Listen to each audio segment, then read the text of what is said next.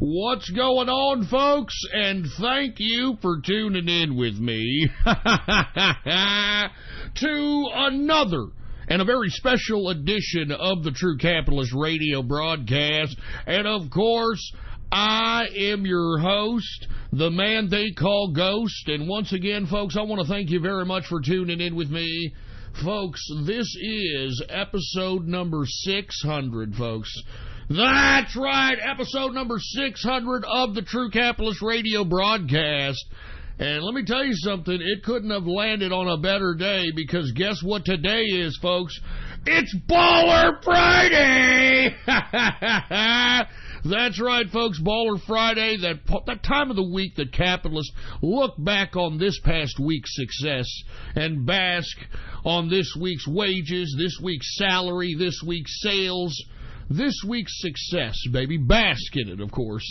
And I always encourage everybody to bask in it in their favorite vice, whether it's consuming alcohol, whether it's going out and having a pizza, whether it's having a whole pie in one fork.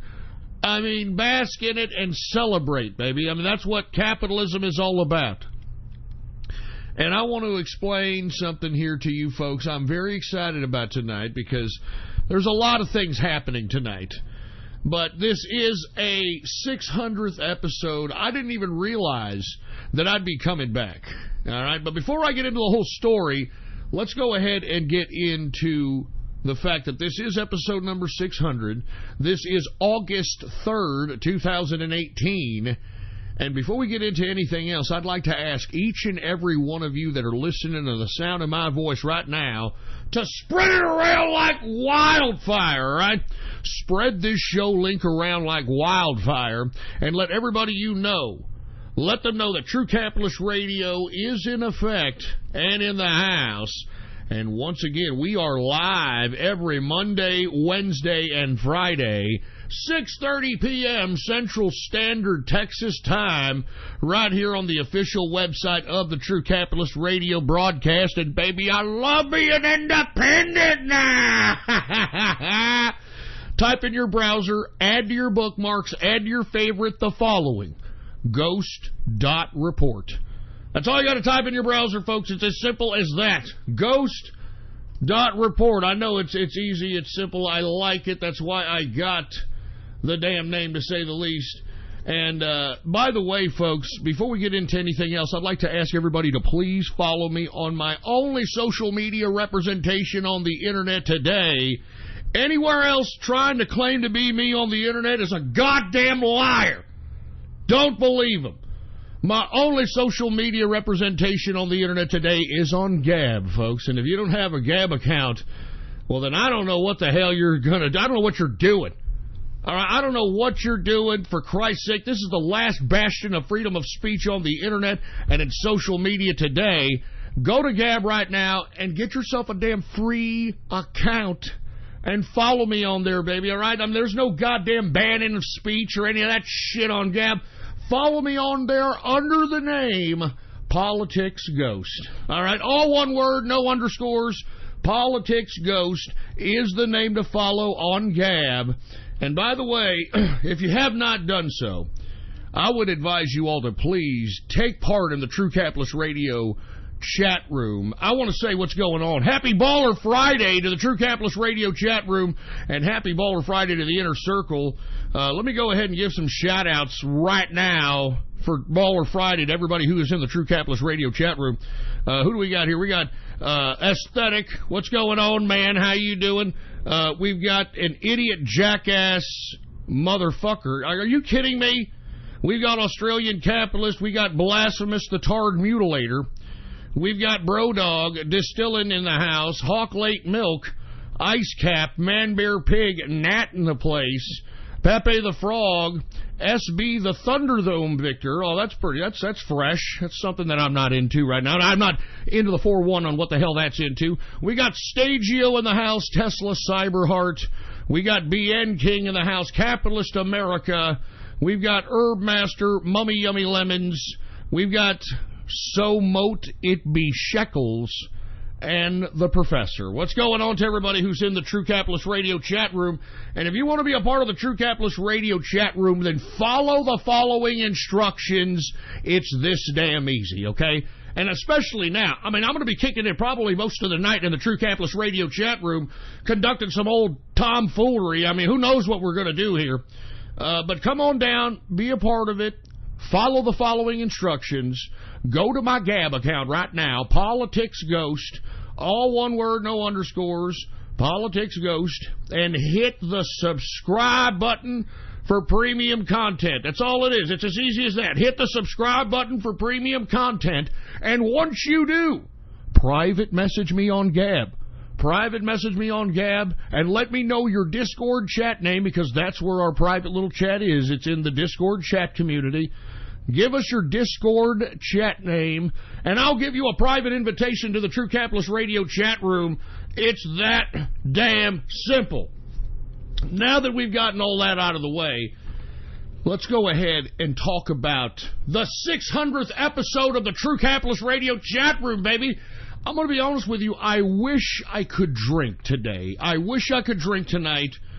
Believe it or not, it's 31 days that I have been free of alcohol. For all you folks that have been tuning into the broadcast for a long time, you know that, I started drinking about, 2010, 2009, once Barack Obama was elected president, because I knew, baby, that it was going to be a hard road. And you all that were there during the Obama administration know exactly what I'm talking about. You had to work 10 times harder just to keep up with what you made 10 years ago. And, I mean, to be honest with you, instead of it beating me, it made me stronger. It made me even an unbelievable more badass of a capitalist. And I was able to beat Barack Obama 1 and 2. Now, that's why I started drinking, because I used it as a means to kind of, I wasn't, waking up in the morning and popping one open and drinking some alcoholic beverage, but, after the day's work, the nighttime, the evening times, I, crack open some beers, and I like the good stuff. I like that good German beers. And what's going on to the pet Mexican in the chat room? He's got himself some badass German beers. He likes the beer that I got, Spaten. I love Spaten lagers, by the way. And I just started drinking every single evening, day in, day... Well, I wouldn't say day in, day out, but in the evening at least. And I did this ever since 2010, all the way up to 31 days ago. And maybe I missed about 2 weeks worth of time in between from 2010 to 2018. But, I mean, for the most part, I consume copious amounts of alcohol. And the reason that I don't... And I've actually made an attempt to stop here, is because we're living in the Trump administration. I mean, you couldn't get any better of an economic footing in America today. I mean, it is the best time in the world to be a capitalist. So there's no reason for me to kind of self-medicate because I was working my ass off to be some capitalist during the Obama administration. Now, let me tell you something right now, all right? Let me tell you what we need to do. We need to just start embracing the fact that we're no longer in the Barack Obama era. And we now need to embrace that we're in the Trump administration. And everything, as long as you're a capitalist, everything is great.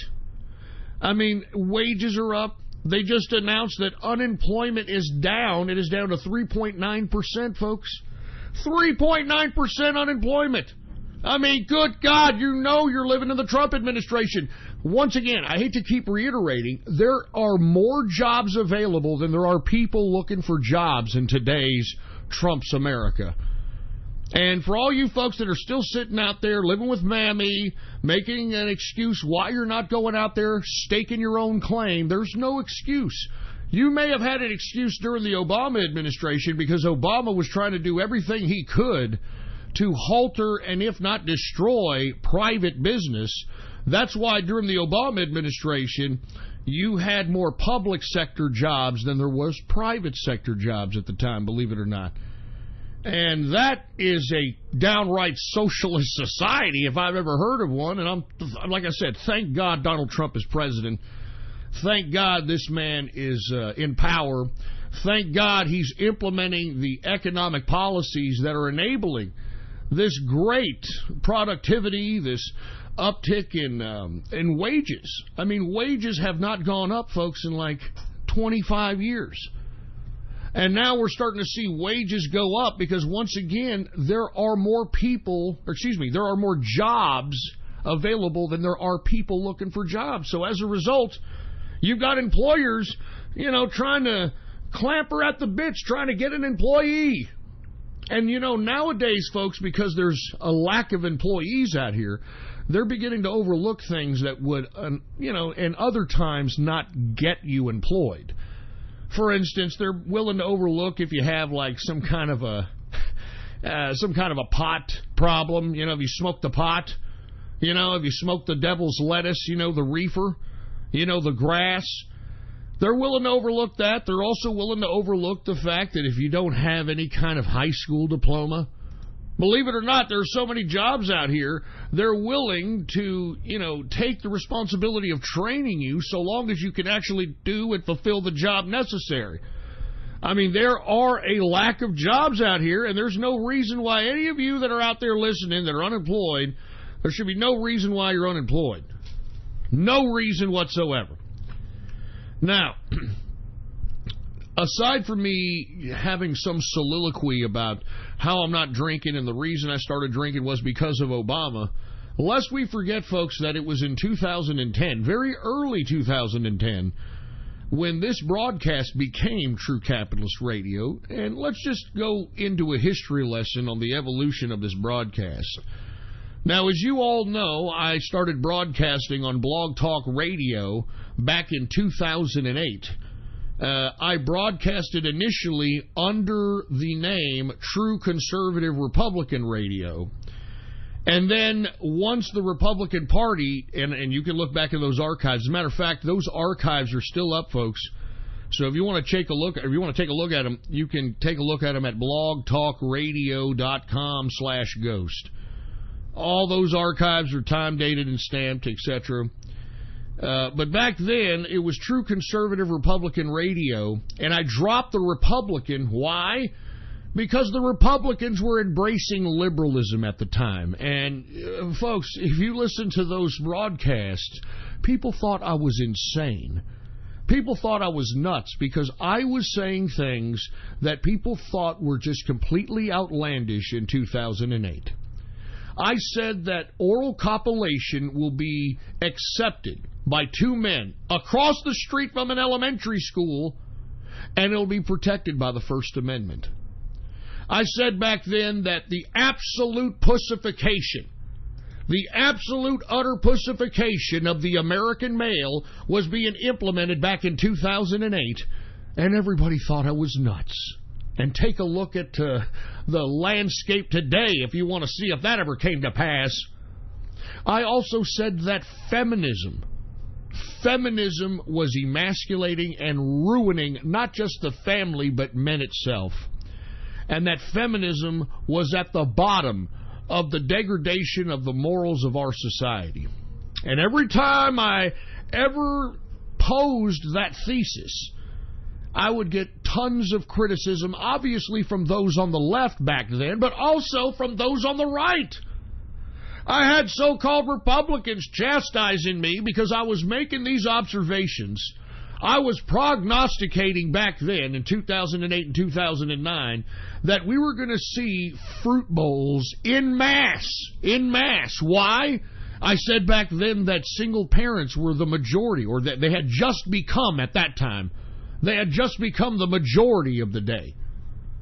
They had just become the majority of the day. And what I don't understand is that how come nobody else saw this coming? And moreover, not only did I blame feminism, not only did I highlight the absolute pussification of the American male, but I was correlating all this leftism that we were seeing at that time that was infiltrating the goddamn Republican Party itself. Because y'all remember the damn 2008 presidential elections? Who the hell did the Republicans put up there? They put up John Turncoat McCain. And who did he pick as his goddamn running mate? Good God, Sarah Eskimo Bimbo Palin. And you know, folks, I was saying back then that by the Republican Party embracing a liberal-like candidate, first of all, in John McCain, and secondly, just obliging his running mate, who happens to just completely wipe her derriere with the conservative values with her family. I remember saying, if we were going to embrace this, if we were going to embrace this candidacy, then we have allowed the liberals to take control of the Republican Party. And that's exactly what I saw in the 2008 Republican convention. Do y'all remember that? I remember it like it was fucking yesterday. I remember that in that convention, they were somehow able to bamboozle a bunch of people who used to shun teenage pregnancy, who used to shun getting pregnant out of wedlock, who actually had conservative values. Conservative values. All of a sudden, these same people that were once touting that they were against teenage pregnancy, that they were against having goddamn children out of wedlock, all of a sudden, during the 2008 GOP convention, started embracing teenage pregnancy. They started embracing single-parent families. Why? Because Sarah Palin and her dirty dish rag whore of a daughter, Bristol Palin, remember, she was pregnant at the time. Oh, that's right. She was pregnant at the time. She was 16 years old. And remember that schmuck she was with, that poor fucking Alaskan schmuck? What was his name? Levi? Whatever the hell his name, Levi. They brought him to the goddamn goddamn GOP convention, for Christ's sake, and it was a joke. It was a joke. Like I said, people who used to shun teenage pregnancy, shun children out of wedlock, were all of a sudden embracing it at that convention, folks. The 2008 GOP convention. That's where they were celebrating it. And not to mention, aside from the GOP 2008 convention being a coronation that the liberals had taken control of the party at that time, and you could tell, I mean, what has happened since then? I mean, you had John Boehner as the goddamn Speaker of the House, who didn't stop anything that Obama initiated or the Democrats initiated, replaced him, when I'm talking about the Speaker of the House, they replaced him with fucking Paul Ryan, which, when was the last time Paul Ryan, supposed Mr. Conservative, ever stopped a goddamn bill from going on the damn president's desk at the time? I'm talking about Obama.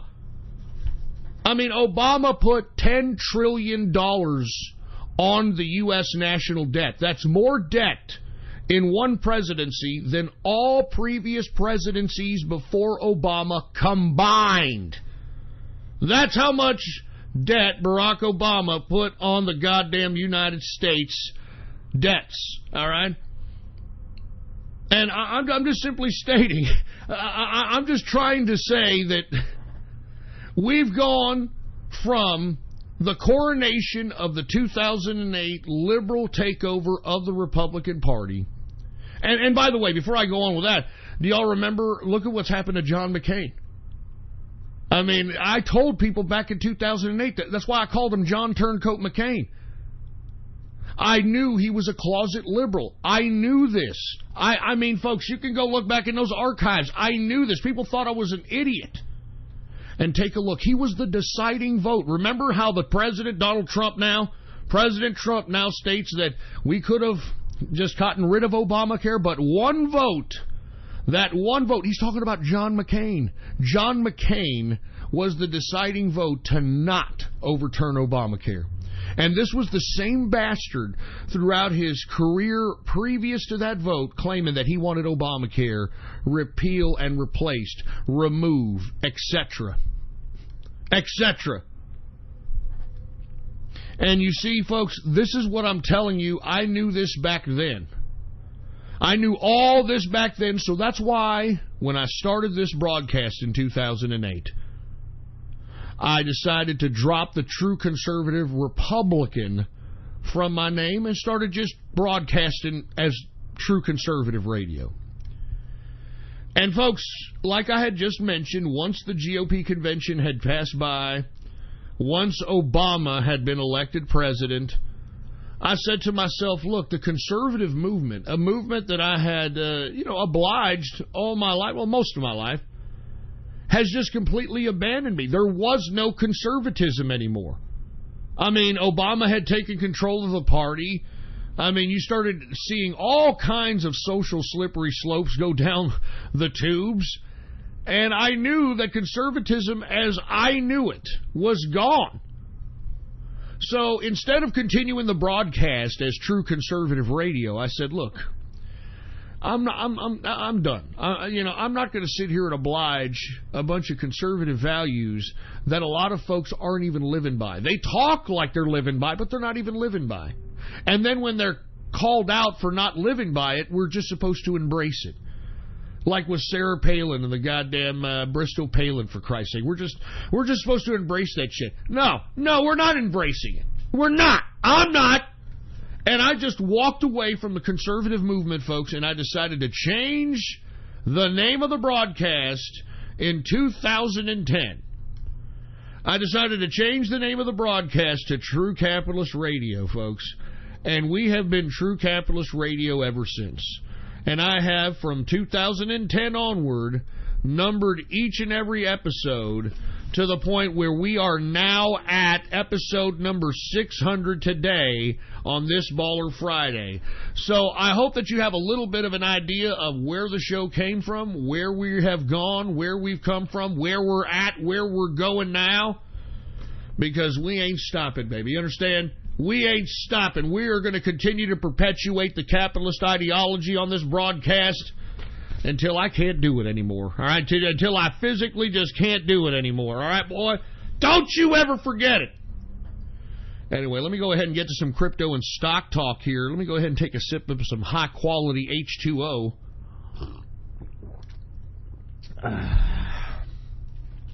I wish that was beer, man. I wish that was beer. I'm not even sure. I'm going to be honest with you folks, man. This is probably the hardest day, and I have not had a sip of alcohol in 31 days. This is probably the hardest day not to have alcohol. First of all, it's a damn Baller Friday, right? First of all, it's goddamn Baller Friday. And secondly, and we're going to talk about this later, right after I go over the crypto and stock stuff, finally, the QAnon group that I have always implicated for the past couple of months has been outed. And we're going to talk about that, and that is something to be celebrated, because I said it when we doxed the fucking faggot that actually does the posts. I said that the reason we're doing this is because we cannot be like the left. I had idiots in my goddamn chat room trying to claim that, well, Ghost, isn't it a good thing that QAnon, I mean, even if he's not real, isn't it a good thing that he's bringing people over here to the Trump side? No, it's not. If we accept that, then we are no fucking better than the goddamn leftist, for Christ's sake. Anyway, before I get to that, let's just go ahead and talk a little bit of cryptocurrency news, folks, all right? Now, as you folks have known here in the past couple of days, we have seen a contraction, and for whatever reason, we just keep bouncing around from about $264 billion to $267 billion market capitalization in between that range, and we just can't seem to get any traction. Now, if y'all were up this morning, somewhere around the time of 9 a.m., maybe a little bit before then, Coin Market Cap, which is a website that everybody goes to check out cryptocurrency prices, went completely berserk. I mean, it started showing massive 100% gains and massive, I mean, it just all over the place on all different kinds of coins, and everybody didn't know what the hell to think of it. Now, luckily, there's other price sites like Live Coin Watch that did not show the same unbelievable discrepancy. I mean, like I said, I don't know if y'all were awake this morning, but I think Bitcoin Diamond went up 300%. I mean, I think Bitcoin went up 25%. I mean, it was a complete glitch in the system. If you take a look at CoinMarketCap's Twitter, They finally acknowledged it. Thank God they have fixed it, because I didn't want this to be some kind of an impulsive sell-off for these neckbeards to be like, oh my God, coin market cap it's been hacked. I've got to sell. I got to sell it. I got to sell. I just got to go. Anyway, let's go ahead and take a look at the current market capitalization of the entire cryptocurrency market. The entire cryptocurrency market right now is at $265 billion. Now, why are we at $265 billion? We're in a contraction. Now, if you take a look at the U.S. dollar index, the U.S. dollar right now is at 52-week highs. I'm telling you, right now, the U.S. dollar is at a year's high. It's at a 52-week high. So that is definitely weighing down the cryptocurrency market, to say the least. All right, and I want to be honest with you. We've been getting a lot of bad news from a lot of exchanges, folks. I mean, I told you folks on Wednesday that BitHum, the Korean exchange, which provides a lot of volume to the cryptocurrency market itself, had its banking account frozen, which has prohibited BitHum from adding any more customers and actually refunding new customers' accounts because of this bank freezing that they had on their exchange. So this is shaking up the market. And not to mention, folks, I talked a little bit about this OKX. This OKX, somebody actually... let me read you what exactly is happening in OKX, because it's kind of complicated, okay?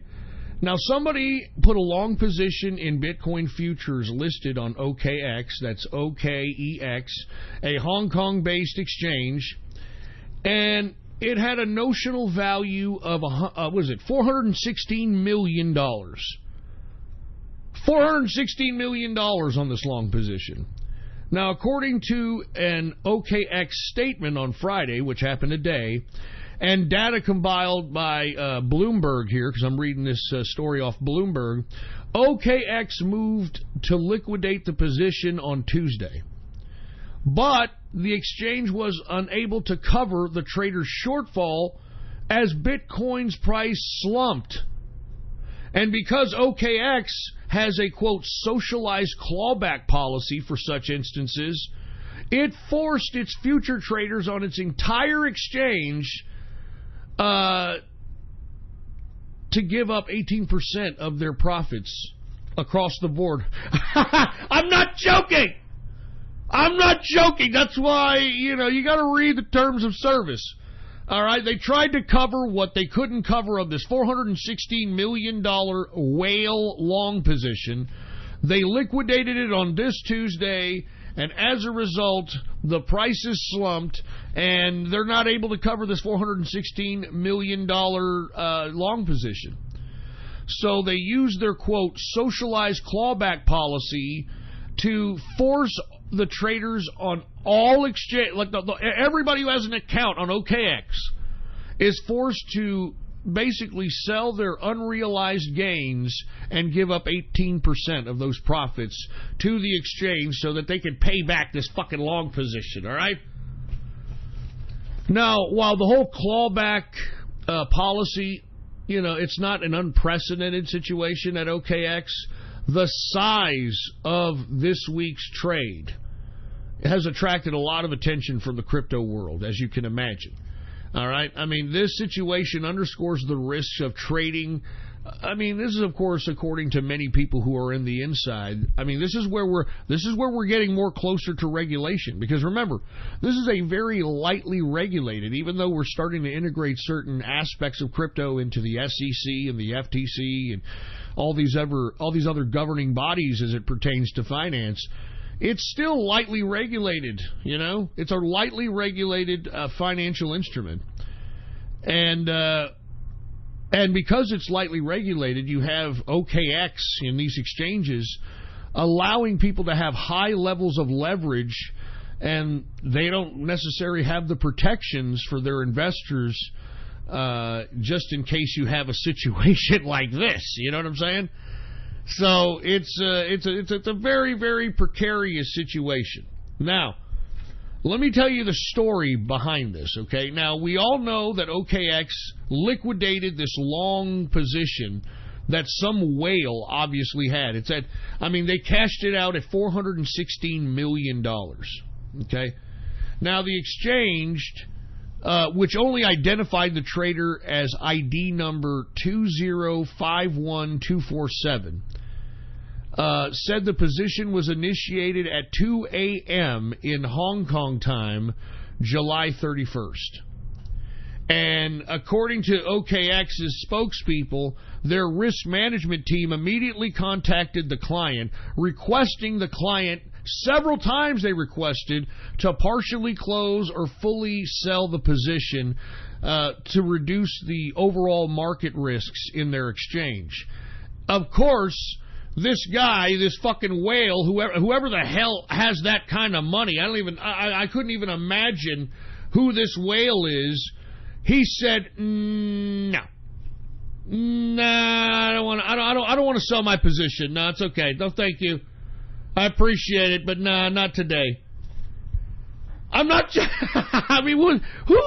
Who's holding this $416 million long position at OKX? Is it George Soros or some shit? Anyway, shortly after them trying to contact the client, and the client refusing it, they decided to just, and this is an OKX decision, they decided to liquidate it anyway. They liquidated it anyway, and shortly, as they were liquidating, the fucking Bitcoin price tumbled. It tumbled, all right? Now, how is OKX going to remedy this situation? And why am I even talking about this now? I'll tell you this. This is money. Okay, this is money here. Now, the OKX exchange said it had injected 2,500 Bitcoins right now at current price values worth about maybe 18 million, 17.5 million at current prices into an insurance fund to help minimize the impact on clients. Now, what I believe they're trying to do here, folks, and I'm going to be completely honest, and this is the only way that this leverage can work, and this is the only way that this doesn't turn into a Mt. Gox situation. Now, you folks that have been trading a long time, you all know what I'm talking about when I say hopefully it's not a Mt. Gox situation. But I personally believe that they're going to try to run up Bitcoin here in the short term. And it behooves OKX to do so. And I'm not saying I know any inside track on it, but I'm just basing this on observation. They obviously have an exchange. They put $18 million in as an insurance policy. They obviously need the raising in price considerably so that they can at least partially pay off this long position. If they don't, then it's over for OKX. And if it's over for OKX, folks, if you think that you've seen a contraction now, you ain't seen nothing yet. So right now, I have a hunch, and you can calculate. You can put this into your investment strategy. But I have a hunch that they're going to increase the prices of Bitcoin artificially, because remember, this is a lightly regulated market, and they're going to have to do this here within the next month, and they're going to have to get this price somewhere around the $10,000 to $11,000 range, just so that they could possibly start paying off this position. And if that's the case, then baby, I think everybody should consider eyeballing a certain position in BTC. Okay? Because this is big money. This OKX, it's got to either come up with some of the goddamn financing, or I should say some of the money that it owes this person who holds this long-term position at $416 million, or, man, we're headed into a Mt. Gox situation, meaning that the damn OKX is going to close, and everybody who held money there is probably going to lose it all, and it's going to shock the market just like it did. You know how long it took for the market to recover after the Mt. Gox situation? Like what? 7 years? 6 years or something like that? I don't want to wait another 6 years for another increase in the cryptocurrency market, so that's why I'm hoping that these people are thinking what I'm thinking, because that's the only way that they're going to be able to bail themselves out of the situation, is if there's some kind of an artificial increase, and we saw a little bit of it in the markets earlier this week, in BTC that goes up to at least, I would say, 10 to 12,000. 10 to 12,000. Anyway, let's go ahead and get to the market cap. It's $265 billion for the entire cryptocurrency market as we speak right now. $265 billion market cap for the entire cryptocurrency market. Let's go ahead and get to Bitcoin, all right? BTC is the symbol. Current market cap for Bitcoin is $127 billion market capitalization. The circulating supply for Bitcoin is 17.1 million in circulation. In the past 24 hours, Bitcoin has gone down a little bit. It is down 1.02%. Current price for Bitcoin, symbol BTC, $7,438.67 per Bitcoin. Let's go ahead and get to Ethereum, shall we? That's ETH. Current market capitalization for Ethereum is $42 billion market cap. The circulating supply for Ethereum is 101 million in circulation. In the past 24 hours, Ethereum has gone up 2.12%. Current price for Ethereum, symbol ETH, $418.40. And I still think this has some room to run because everybody has this at the top of mind whenever you talk about smart contract technology and that sort of thing. Let's get to Bitcoin Cash, folks. BCH. Once again, I like BCH. It's going to be the alternative to Bitcoin. I'm telling you, it's going to be an alternative to fiat. Lots of reasons. I've said them before. Bigger blockchain size at 32 megabyte, faster transaction speed, lower transaction fee, etc. Let's go ahead and take a look at BCH. Like I said, I'm bullish on this one from 6 to 9 months. BCH, current market capitalization for Bitcoin Cash is $12.4 billion market cap. The current circulating supply for Bitcoin Cash is 17.2 million in circulation. In the past 24 hours, Bitcoin Cash has gone down a little bit. It is down 0.58%. Current price for Bitcoin Cash, $723.39 per Bitcoin Cash, folks.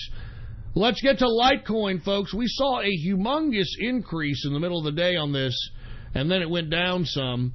But I think that these are good prices at Litecoin. Lest we forget, we've got people holding the bag on Litecoin up at 300 and change. So I like Litecoin right now. I think Litecoin is a little light, even though they have that idiot Charlie Lee who should be blindfolded with goddamn dental floss so he could shut his ass up. But either way, I'm still bullish on this one. Take a look at it. Litecoin, LTC, current market capitalization is $4.4 billion market cap. The circulating supply for Litecoin, LTC, is 57 million in circulation. In the past 24 hours, Litecoin has gone up 1.74%. Current price for Litecoin, $77.42 per Litecoin. Let's get to Monero, folks. Like I said, pattern or short trading play. It likes to run. Let me get to the symbol. The symbol of Monero is XMR. XMR. Current market capitalization is $1.9 billion market cap. The circulating supply is 16.2 million in circulation. 16.2 million in circulation. Not too bad. In the past 24 hours, Monero has gone down 1%. Current price for Monero, $120.10 per Monero. Let's get to Dash, folks. DASH. Once again, I like Dash. It was an old school cryptocurrency on the block, formerly known as Darkcoin. I like the fact that it's got still a decent low circulation, fast transaction speeds, low transaction fees, the whole 9 yards. Let's take a look at Dash, DASH. Current market cap, $1.7 billion market capitalization. The current circulating supply for Dash is 8.2 million in circulation. In the past 24 hours, Dash has gone up 0.69%. Current price for Dash, $210.49 per dash. Now, let's get to Ethereum Classic, folks. Now, I got to give much props for many reasons. First of all, I got to give much props to Capitalist Mao of both the Inner Circle and the True Capitalist Radio chat room for making this call on Ethereum Classic. This guy's been talking about Ethereum Classic here for the past couple of weeks, and it is finally coming to pass out here. Not to mention the Capitalist Mao, that's what he calls himself. He also threw 2.4 ETC. 2.4 Ethereum Classic into the cryptocurrency wishing well for appreciating the old work that True Capitalist Radio encompasses and what Ghost does every Monday, Wednesday, and Friday. Okay?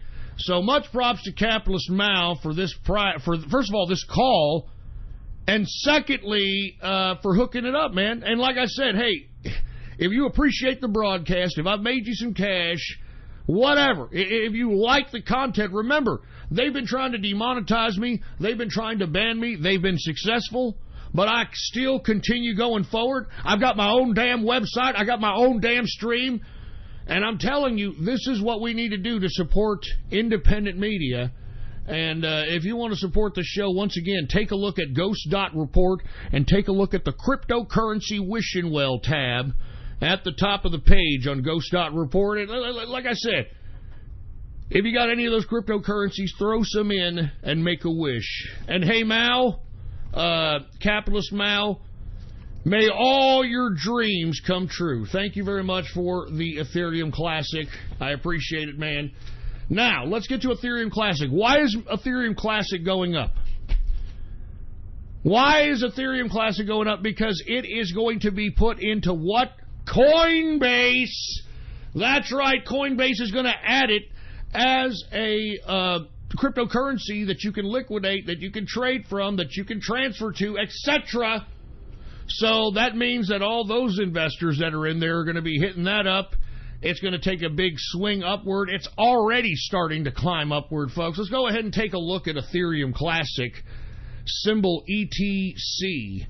ETC is the symbol. Now, the date in which Ethereum Classic is going to go up on Coinbase is August 7th. August 7th is the date, so I'm speculating that this is probably going to continue to go up until it's finally traded on August 7th. Now, when we take a look at the chart of Ethereum Classic, I mean, you take a look at its history, the highest it's been is about, what, 30, hold on, I think about 35.17, 35.02. No, here it is, 42.38. 42.38, it's the highest it's been in its history, and that was this past January, February. Remember, folks? So we got people holding the bag at about $42, $43, and it's just been added to Coinbase. So anybody who's holding the Ethereum Classic is definitely heel-kicking today. Let's go ahead and take a look at it. Current market cap for Ethereum Classic is $1.7 billion market capitalization. The current circulating supply for Ethereum Classic is 103 million in circulation. In the past 24 hours, Ethereum Classic has gone up, folks, 10.84%. Increase. 10.84% increase, baby. Current price for Ethereum Classic, ETC, $16.45 and climbing. Like I said, folks, you got people holding the bag on Ethereum Classic all the way to $42, $43. So I'm definitely bullish on Ethereum Classic at this point. I mean, all the signs point to bullish, right? All the signs point to bullish. Anyway, let's get to Zcash, symbol ZEC. Current market capitalization for Zcash is $837 million in market capitalization.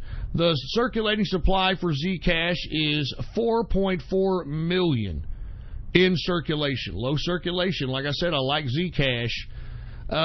In the past 24 hours, Zcash has gone up 0.40%. Current price for Zcash, $186.15 per Zcash. All right? And I think I'm going to go ahead and take it easy, man, because I didn't realize it's already 7:15, so we better go ahead and get to the goddamn stock market, because we got a lot of things to talk about. I want to talk about QAnon. I want to talk about these freaking leftist bastards who are making the right look as crazy, if not even more nuttier, than the left. So I want to get to that as soon as I fucking possibly can. So let's just go ahead and get right to the stock news. Now, the stock market, why is it up, folks? Because what did we say? If we see the Federal Reserve hold rates this past Wednesday, we're going to see increases in the stock market. We're going to see increases in the stock market, man, and that's what we're seeing today. And aside from the Federal Reserve Wednesday announcement of holding rates as is, lest we forget that we heard today in the job numbers report, unemployment falls to 3.9%, baby. Welcome to Trump America, baby. I love it.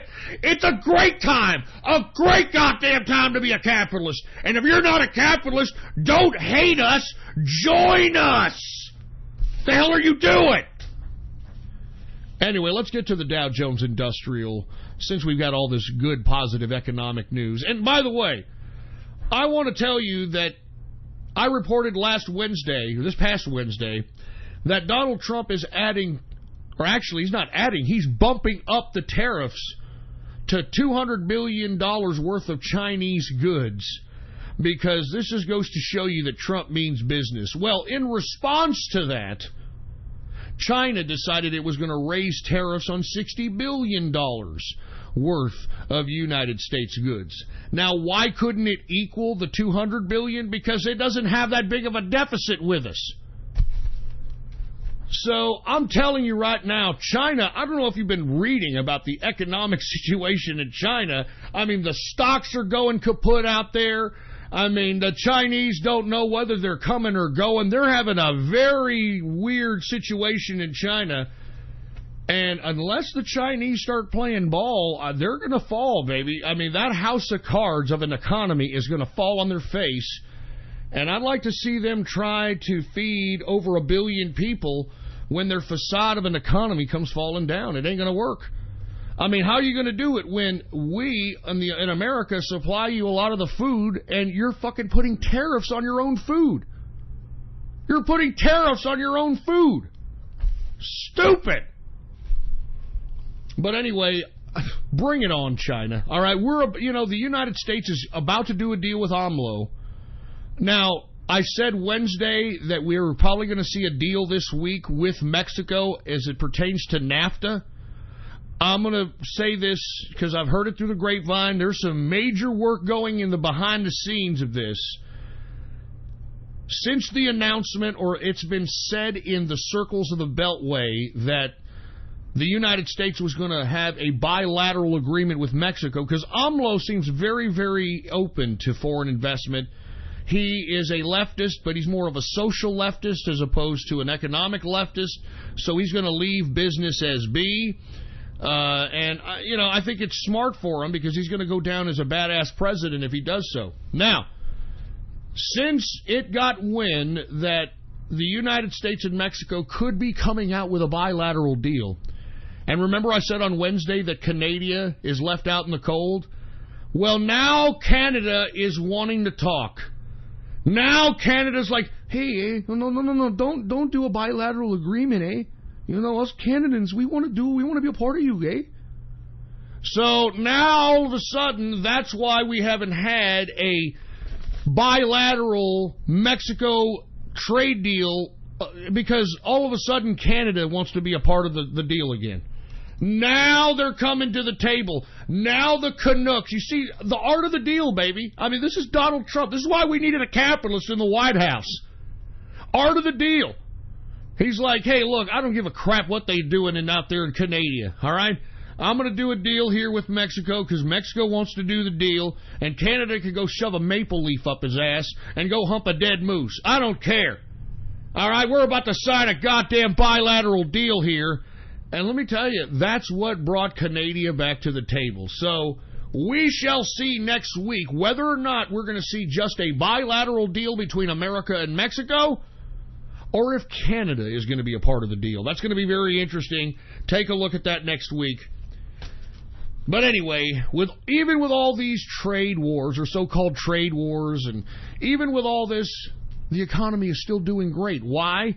Because like I have always told you, let's just say for the sake of argument, worst case scenario, that none of the people want to do trade deals with us that we are trying to renegotiate with, like the EU, Mexico, Canada, China. Let's say they all don't want to renegotiate. They tell us to go F ourselves, right? Well, you know where the money that would traditionally go to them is going to go? It's going to stay right here in America. It's going to stay right here in America, and that's where new wealth is going to be generated. So, I mean, we hold the cards.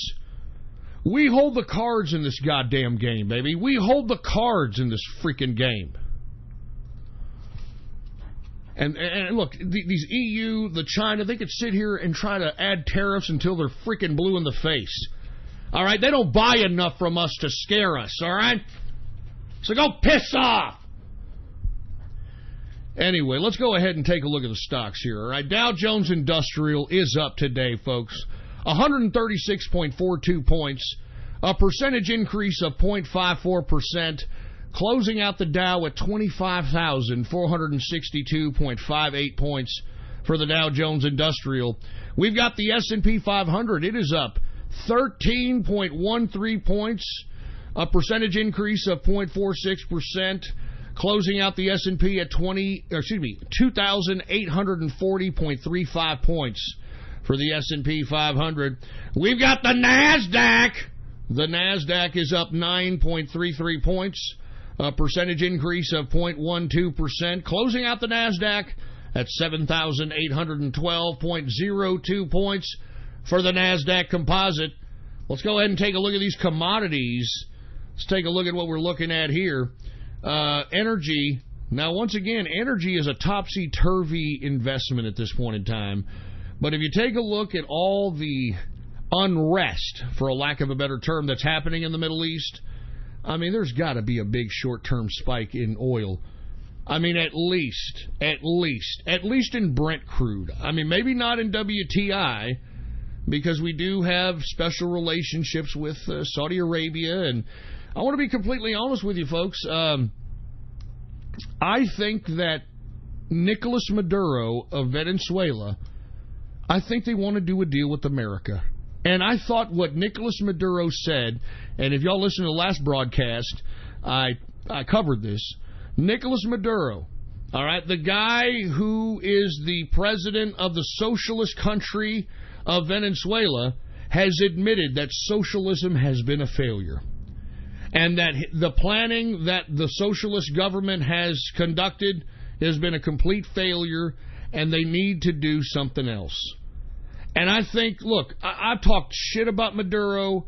I said he should be killed because he's a stupid fucking commie. He's done a lot of despicable things, but I'm glad that either he or some people around him convinced him to have somewhat of compassion for his own country people.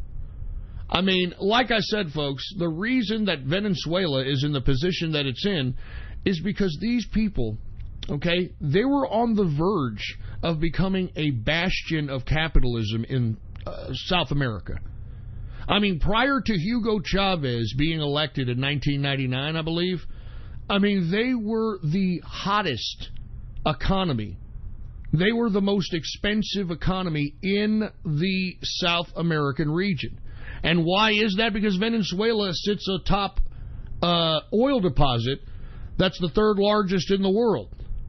Now, why, first of all, are they in the position now that they're in, where everybody's starving, they don't have enough food, they don't have any basic resources, they can't, I mean, it's a total desolate, below third world country. I know that's hard to believe, but it's a below third world situation. If you take a look at the goddamn pictures that are coming out of Venezuela, it's fucking sick. These people have eaten all their dogs and cats. They've eaten all the native animals in the jungles out there in the goddamn Venezuela. I mean, it is bad. The average Venezuelan has lost 30 fucking pounds in the past year and a half. I mean, I mean, it's bad. It's fucking bad out there. But at least Nicolas Maduro did something which most leftists don't do. They don't admit that they were wrong. And Nicolas Maduro, I think it takes a lot of balls to come out and say, hey, Holmes, we were wrong, man, okay?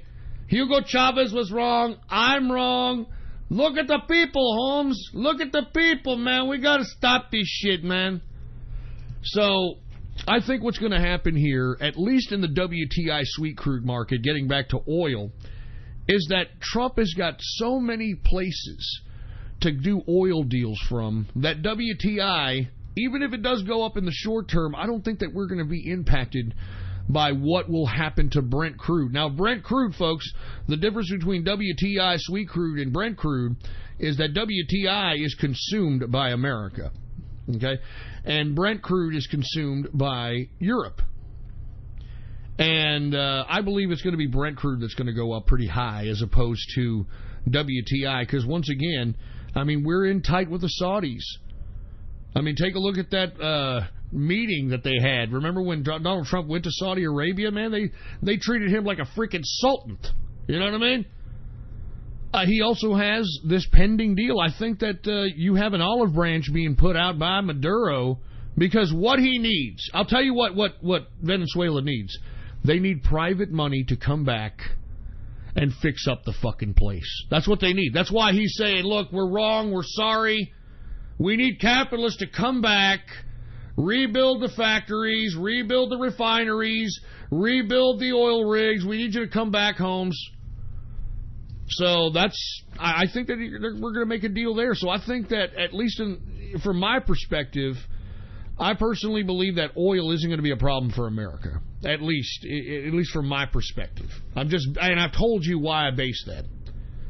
But let's get to WTI. All right, it is down today 47 cents, a percentage decrease of 0.68%. Current price for WTI is $68.49 per barrel of WTI sweet crude. Brent crude oil, it is down today 24 cents, a percentage decrease of 0.33%. Current price for Brent crude is $73.21 per barrel of Brent crude oil. We've got gasoline. It is down 0.13%. Natural gas is up 1.31%. Heating oil is down 0.23%. Let's go ahead and take a look at metals, shall we? Metals! Let's get to look at the goddamn metals. Let's take a look at the metals here. We got gold. It is up today, $3.10, a percentage increase of 0.25%.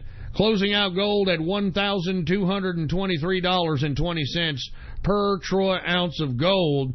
We've got silver up 8 cents, a percentage increase of 0.50%. Closing out silver at $15.46 per troy ounce of silver. We've got copper up today, 0.95%. We've got platinum up 0.88% increase for platinum. Let's go ahead and get to the agriculture, folks. Grains, corn is up 0.79%.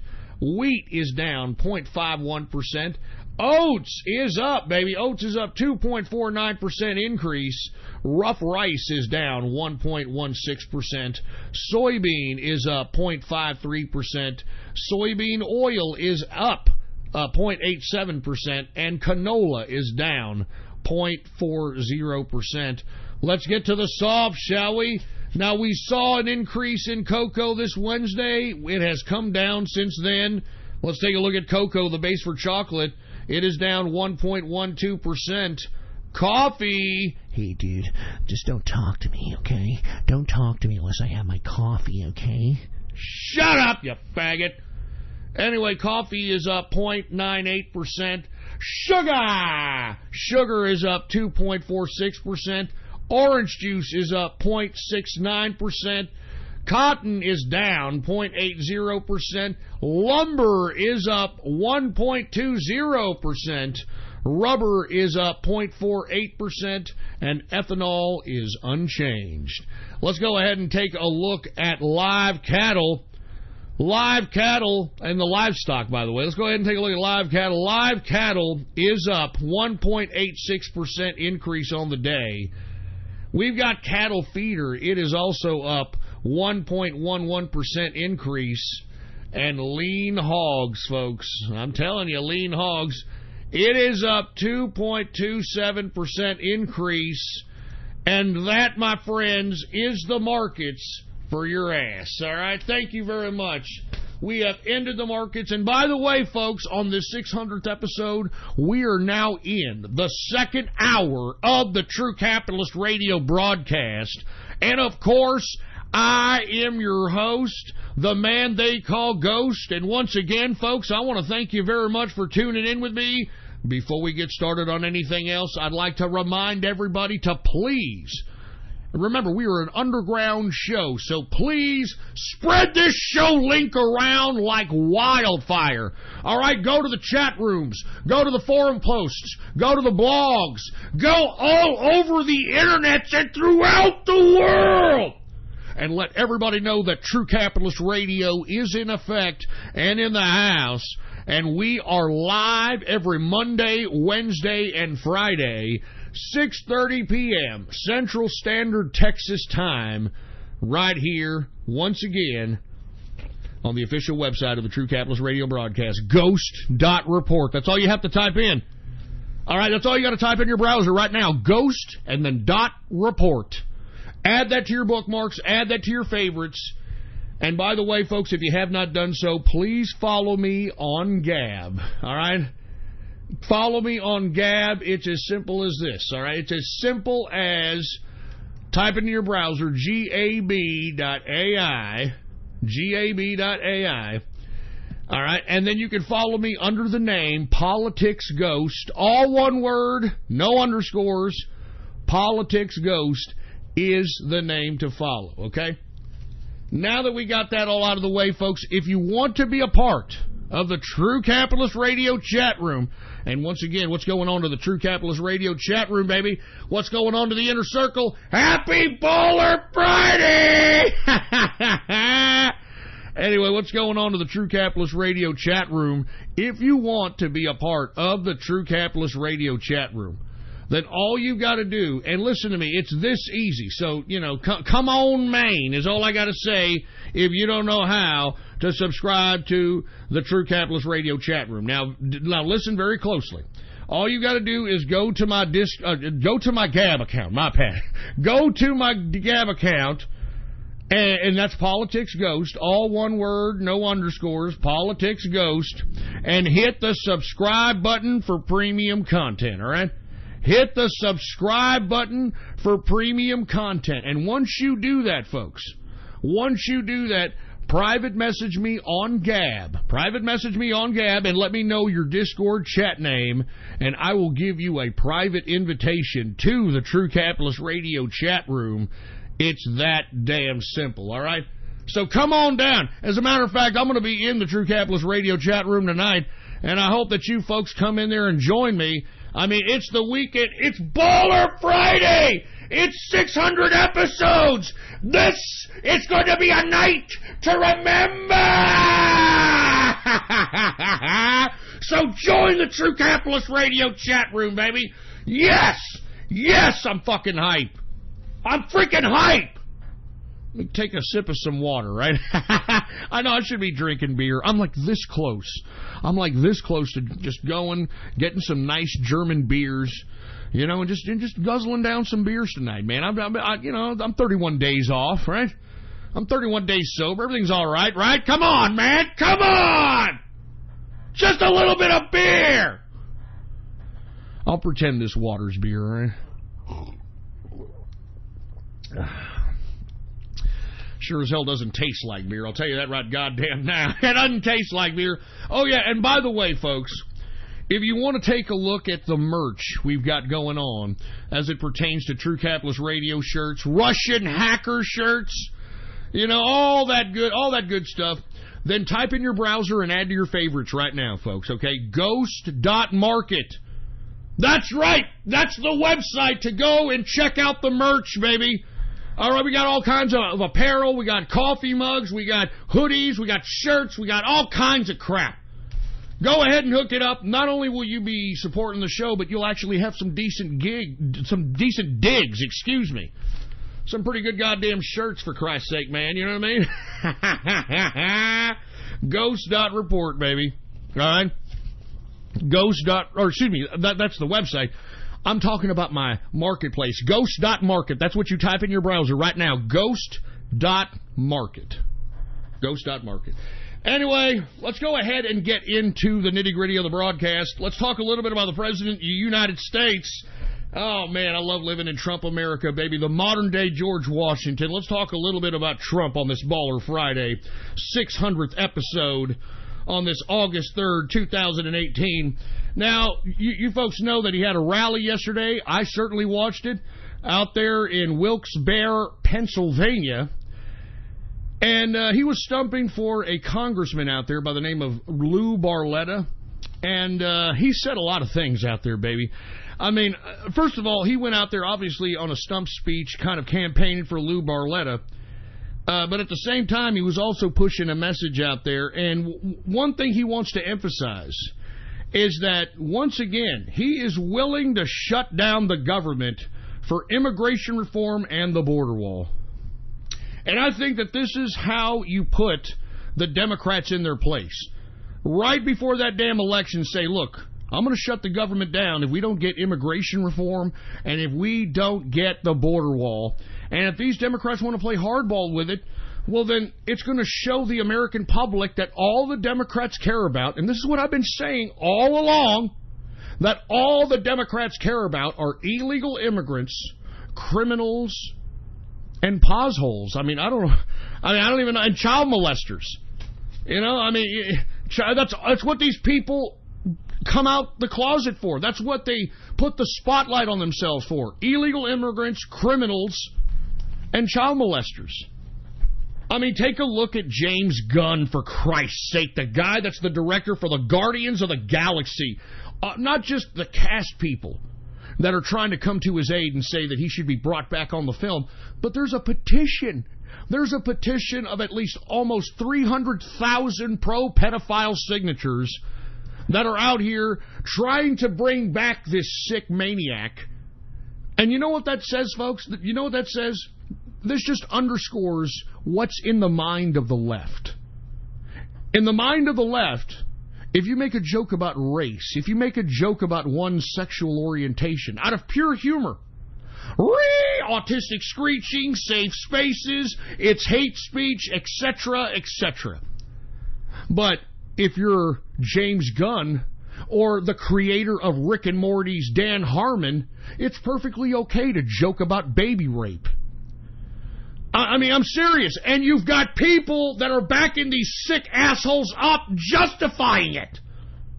That's the warped mentality of the left, folks, that it's perfectly okay to joke about raping children and baby rape and all this child molestation bullshit. But if you make a joke about race, if you make a joke about somebody's sexual orientation, then God forbid, oh, no, the fucking inconsistency with these leftists, man. They make me sick. But anyway, back to the speech and back to the rally yesterday that Trump had in Wilkes-Barre, Pennsylvania. Once again, he emphasizes that he's willing to shut down the government for immigration reform and a border wall. Now, what does the president want? He's been wanting what he's been saying all along. He wants an end to the immigration lottery system, which is fucking ridiculous. I can't believe that this is even a part of American immigration law. He wants to put an end to chain migration. And if he's going to limit it, it's only going to be limited to children and spouses. And he wants a border wall. He wants a merit-based system as well to bring people in. I mean, doesn't this sound like rational thinking? Now, you're going to have a lot of leftists and a lot of Democrats claim, oh, Ghost, well, what happened? I thought that Donald Trump said that Mexico was going to pay for the wall. Why isn't Mexico paying for the wall? Hey, ass clowns. believe me, the Mexicans are going to pay for the wall, okay? They may not physically or explicitly say it, but they're going to pay for the wall. There's a bunch of things on the table as it pertains to getting money from Mexico, and it may be in this next deal. We don't know that, but I think another idea that's floated out is that if somebody's going to come across the border from Mexico, they're going to have to, come up with $1 or $2.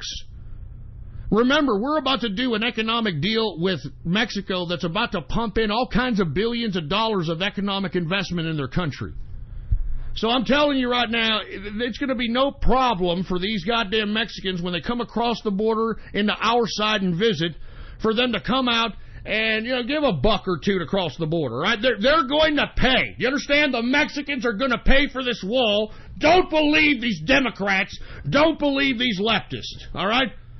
It's the art of the deal here. The art of the goddamn deal.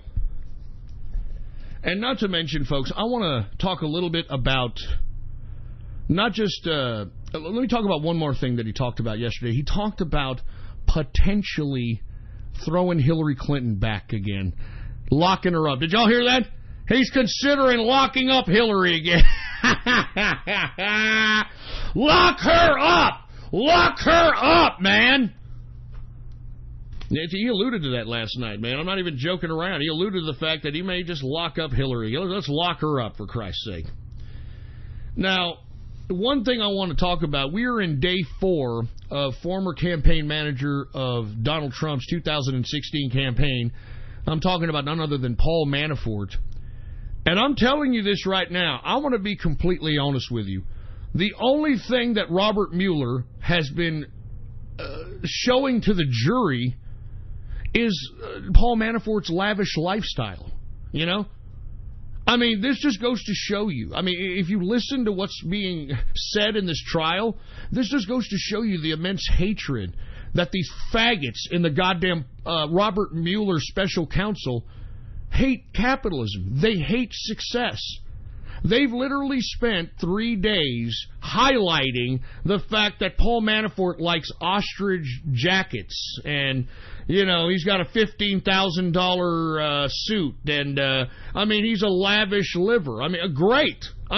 Don't you people understand that that's what he did? Paul Manafort was a political consultant. He worked for 3 presidential campaigns. He worked for Reagan. He worked for Dole, for Christ's sake.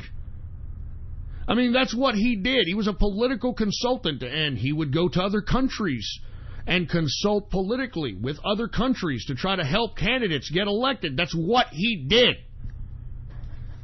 And if Robert Mueller and his special counsel are going to go after Paul Manafort because he has an extravagant capitalist lifestyle, then why hasn't Robert Mueller gone after Tony Podesta? I would love to have Tony Podesta in a goddamn trial, and I'd like to present to a jury his art collection and see how a jury would like the art collection that he has of naked children all over his room, children being abused in art pieces, that art piece that he has hanging from the ceiling, which is that of a victim of Jeffrey Dahmer's murder. I'm just simply stating, folks. Why hasn't this same type of persecution that's happening to Paul Manafort, how come this hasn't happened to Tony and John Podesta? Because these Podesta brothers do the exact same thing as Paul Manafort.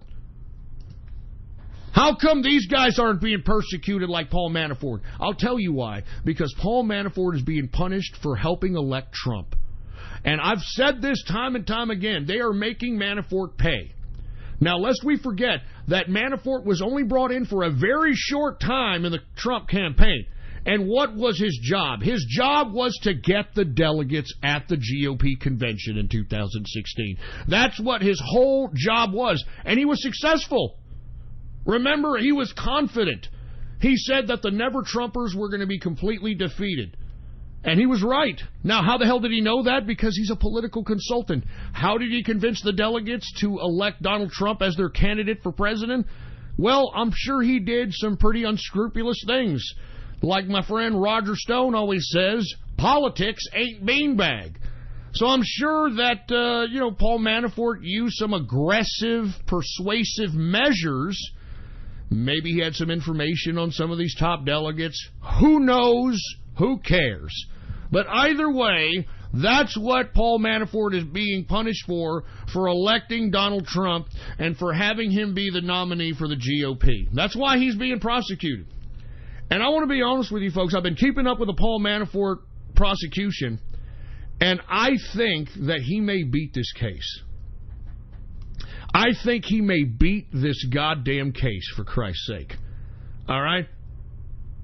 And I think that he may beat this case because it's a completely ridiculous premise in which they are arguing at this point in time. I'm talking about the Robert Mueller investigation. They've spent 3 days talking about this lavish lifestyle, and all it is, it's showing the immense hatred that these fucking bureaucrats have for capitalists. I mean, that's all they've been doing. I'm telling you, and I hope that fucking Manafort beats Mueller in this case. Because then what is Robert Mueller going to do? What is he going to do then? What's his excuse then? And the judge, I want to be honest with you, has already made comments that the Robert Mueller special counsel has a long way from convicting Paul Manafort. He's already made that said today. I mean, you could read about it. I mean, people that have been observing this damn case, I mean, they heard the judge. The judge is not very favorable to Robert Mueller. The judge knows that this is kind of legal exploitation, for a lack of a better term, because what Robert Mueller is doing is trying to throw the legal book at Manafort, hoping that Manafort will be so scared that he'll turn and say something about the president on a witness stand. And what I just don't seem to think that Robert Mueller understands is I don't think Paul Manafort has anything on Trump to give him. He doesn't have anything. He wasn't involved with a goddamn campaign for more than, 3 months? Not even that.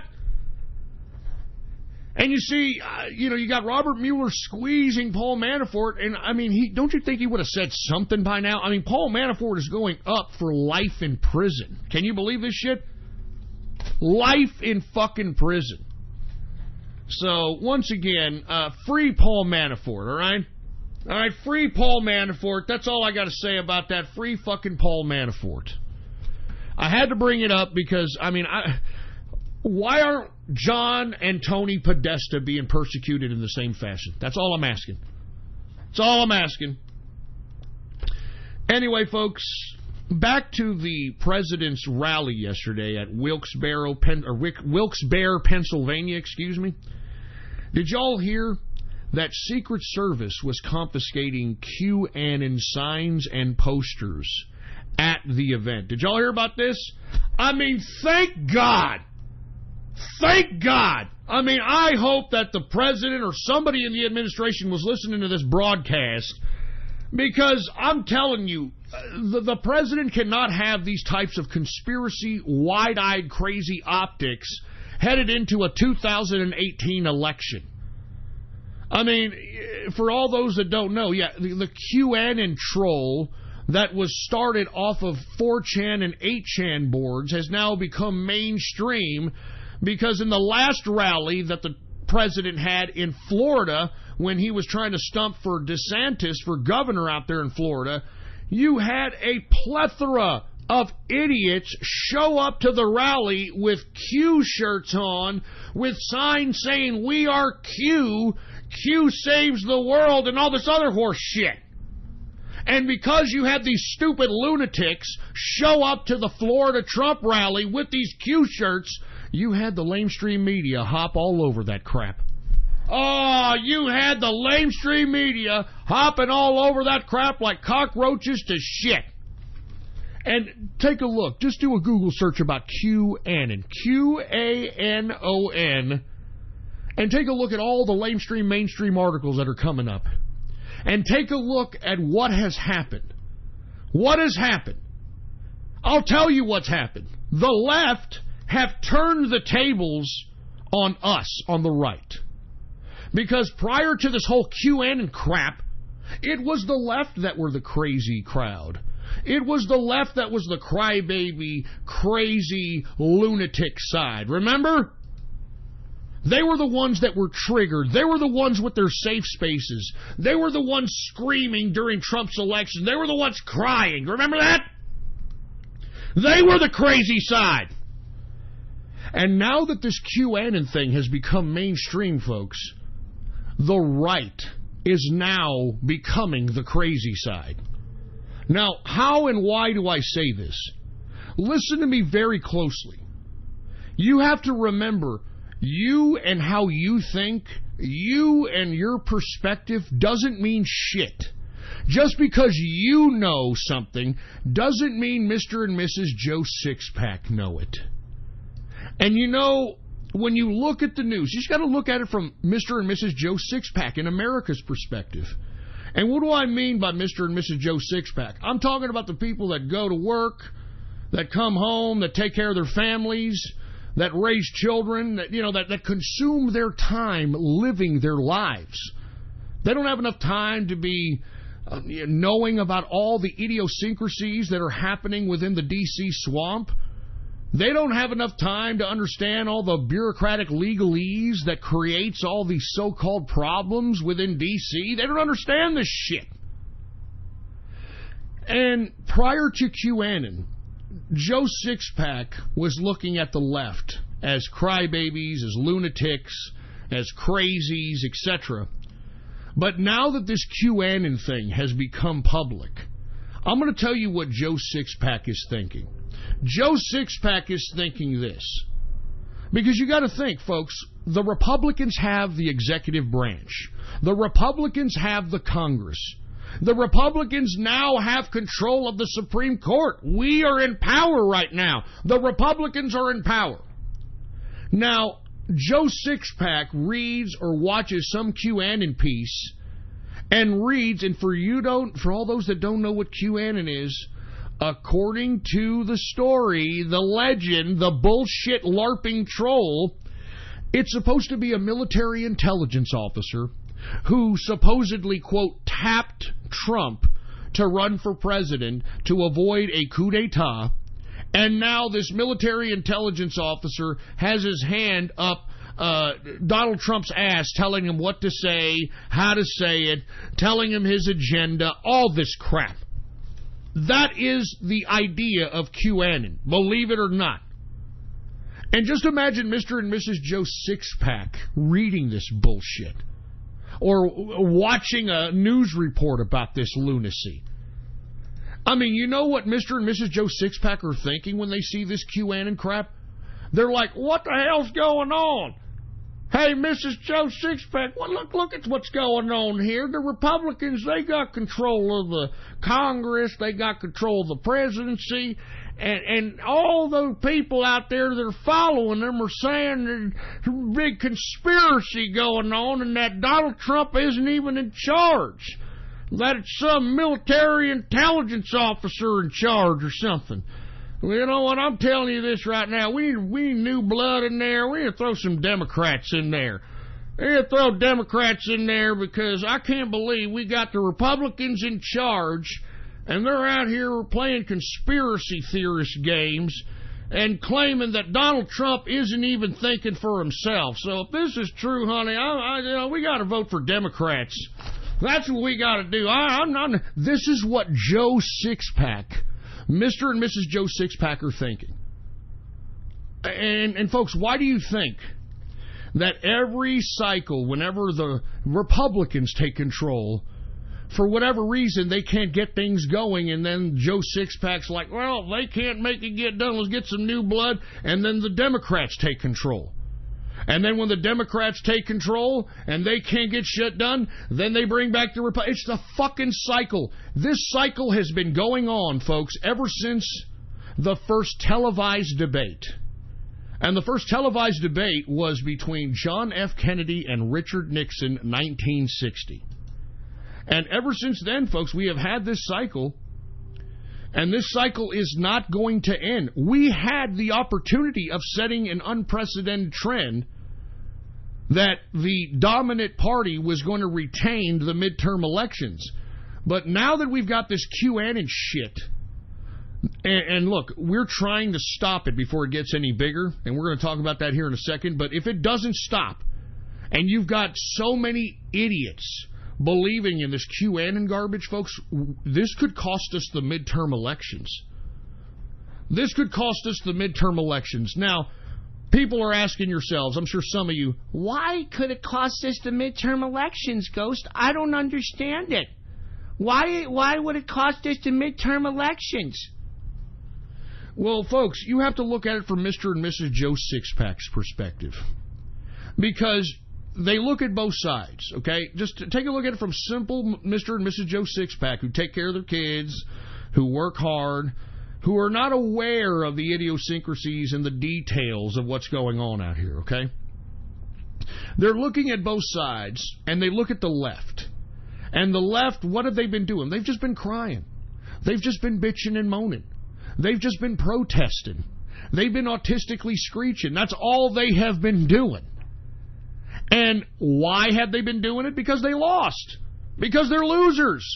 And you see, folks, losers and angst and passion, I mean, that is justifiable within everybody.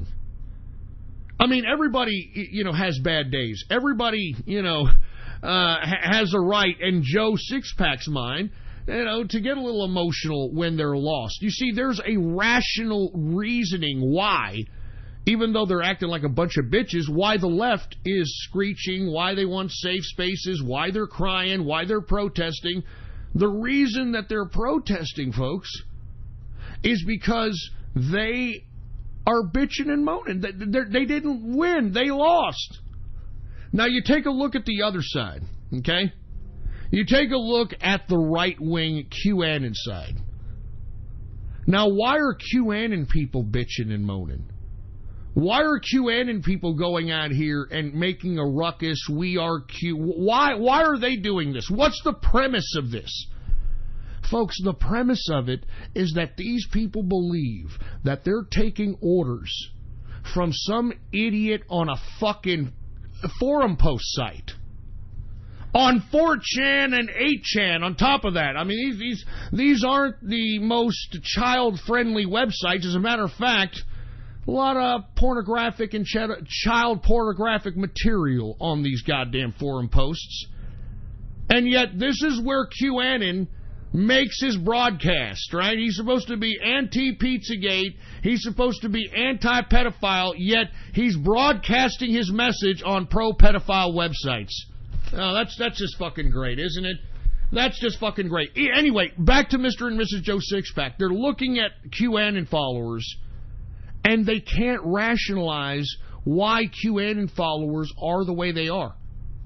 All they can look at is see them and how they're described on the media, how they're described in articles and in videos, etc., and just think that these people are crazy. These people are legitimately crazy. They're crazy. I mean, there is no other rational thinking. There is no other rationale to this. They're fucking crazy. This is not, because you see, with the left, it's emotion. It's just emotional immaturity. It's sour grapes. I mean, that's what that is. And you see, Joe Sixpack can understand that. They can be like, well, the left, they're losers. They're emotional. I mean, everybody's emotional when they lose, etc. But when it comes to this QAnon nonsense, folks, Joe Sixpack ain't going to understand that. Nor are they going to want to understand it. And that's what's going to cost us the election in 2018, unless those of us on the right nip this in the bud and fucking stop this shit at the pass. All right? And that's exactly what the capitalist army and other folks, all right, other folks that have been involved in outing these fucking faggots, okay? Now, for all those that don't know, we doxed the first of many people that are involved in this QAnon bullshit. Now, the guy that we doxed initially, you can find out who he is by going to ghost.report and clicking the QAnon article, and you can click a couple of links that'll give you who the person is that comprises a lot of these QAnon posts. He is a furry homosexual poet with no history of any kind of right-wing politics in his history, and he has a very extensive internet history going back to like the early 2000s. Okay? Now, last evening, folks, we dropped the information of the entire team, which we've described. I mean, if y'all have been listening to me and have been hearing me describe what QAnon is, it's not just one person. It is a group of people who gather on forum posts and on Discord chat rooms talking about the future. I mean, it's like a think tank of individuals that are out here thinking and trying to talk and discuss about the future, giving ideas to future QAnon posts. And this is how QAnon has come to pass. It's a group of people. As a matter of fact, it goes back to the CBTS group, the Calm Before the Storm group. Now, if you aren't familiar with Calm Before the Storm, this is a group that is closely connected with Dr. Jerome Corsi. Dr. Jerome Corsi. Now, Dr. Jerome Corsi, ex-intelligence guy, Alex Jones, he's always on Alex Jones, he's in the, that kind of fringe element, etc. He's involved with this QAnon garbage. And why is that? Because he was involved with the Calm Before the Storm group, and that Calm Before the Storm group, or CBTS, eventually evolved into this whole QAnon nonsense. Now, it still remains to be seen whether Jerome Corsi knew or didn't know about the whole QAnon thing. I gabbed right at him last evening, and he didn't even acknowledge my gab, of course. Jerome Corsi did not acknowledge my gab whatsoever, and I said that he was allegedly involved. So, obviously, he doesn't have too much to say about the situation. And as a result, folks, the absolute outing of the entire team, not just the guy who posts the post, the entire team that comes up and brainstorms with the context and the contents to be put into the QAnon post. Now, these people, and I'm going to say their handles, their web names, they're as follows. Okay? We have Pamphlet Annan, and then Pamphlet Annan's wife, Baruch the Scribe, Farmer Funk, Code Monkey, Obobo, Rain, Tracy Beans, and Dr. Jerome Corsi. This is the crux of the group and the think tank that was culminating all this QAnon nonsense. Okay? Now, with that being said, folks, these people are nothing more than gold Reddit users, super channers, and internet losers. Hence why they had so much time, effort, and energy to pull off such a goddamn troll. Now, why do I bring this up? Because, folks, the reason I just explained to you why QAnon is dangerous to the right is the same reason why the president last night directed the Secret Service to confiscate QAnon signs in the audience. Because it is crazy. It is a dumb idea, and how anyone was able to fall for this just goes to show you how many stupid people we truly have on the right. I mean, because lest we forget, folks, in 2016, we won the 2016 election based on truth, facts, and actual information. Not on lies. We didn't lie. The other side was exposed with all their lies and deception. The rigging of the Democratic convention and the Democratic nomination for Hillary Clinton over Bernie Sanders. All the truth was there. It was truth. It was facts. It was information. There was no deception. And it was literal facts It was literal information. It wasn't some fucking linguistically ambiguous bunch of garbage. That's what won us 2016. And that's why I denounced QAnon, and that's why myself and the Capitalist Army have done whatever we could to expose these assholes. Because what they're trying to do, folks, is make us look stupid. They're trying to make us look more crazy than the left so that the left can win the 2018 midterms. And once the left wins the 2018 midterms, it's impeachment time for the president. I'm telling you, this is what this is all about. And all of you people that fell for this QAnon shit, if you want my opinion, you should be drinking bleach right now. You should be throwing a goddamn toaster that's plugged into the wall into a bathtub with you in it. Do you understand? I mean, I'm not joking around. You people are fucking idiots that fell for this crap. You know, even the White House had to denounce QAnon. Did y'all hear about this? Yeah, let me go ahead and give you the clip that it was Sarah Huckabee Sanders that had to come out and denounce this QAnon bullshit. Why? Because all these stupid imbecilic morons showed up to the Florida Trump rally with Q shirts on, and the media ran with it, man. The mainstream media ran with it, and it got to the damn White House press corps, and fucking Sarah Huckabee Sanders had to answer a question about it. Now, I want you to hear what she says in reference to QAnon. Listen very carefully, because I'm going to explain why she said this. I'm going to explain why she said what she said. All right, let's go ahead and hold on. Let me put it up in the switchboard. Go ahead and run it, engineer. Here we go. Thank you, Sarah. Two quickies about last night in Tampa. First of all, does the president encourage the support of people in these QAnon and Blacks for Trump fringe groups? And secondly, is the White House willing to say right now, in view of what happened with one of our TV colleagues last night, that it is wrong for his most vocal supporters to be menacing toward journalists doing their jobs in a situation like that or in any situation? On the first part, the president condemns and denounces any group that would incite violence against another individual, and certainly doesn't support groups that would promote that type of behavior. We've been clear about that a number of times since the beginning of the administration. On the second part of your question, the president, as I just said, does not support violence against anyone or anything, and we've been very clear every single time we've been asked about that. All right, stop it right there. Now, why is she talking about violence, you know, in reference to QAnon?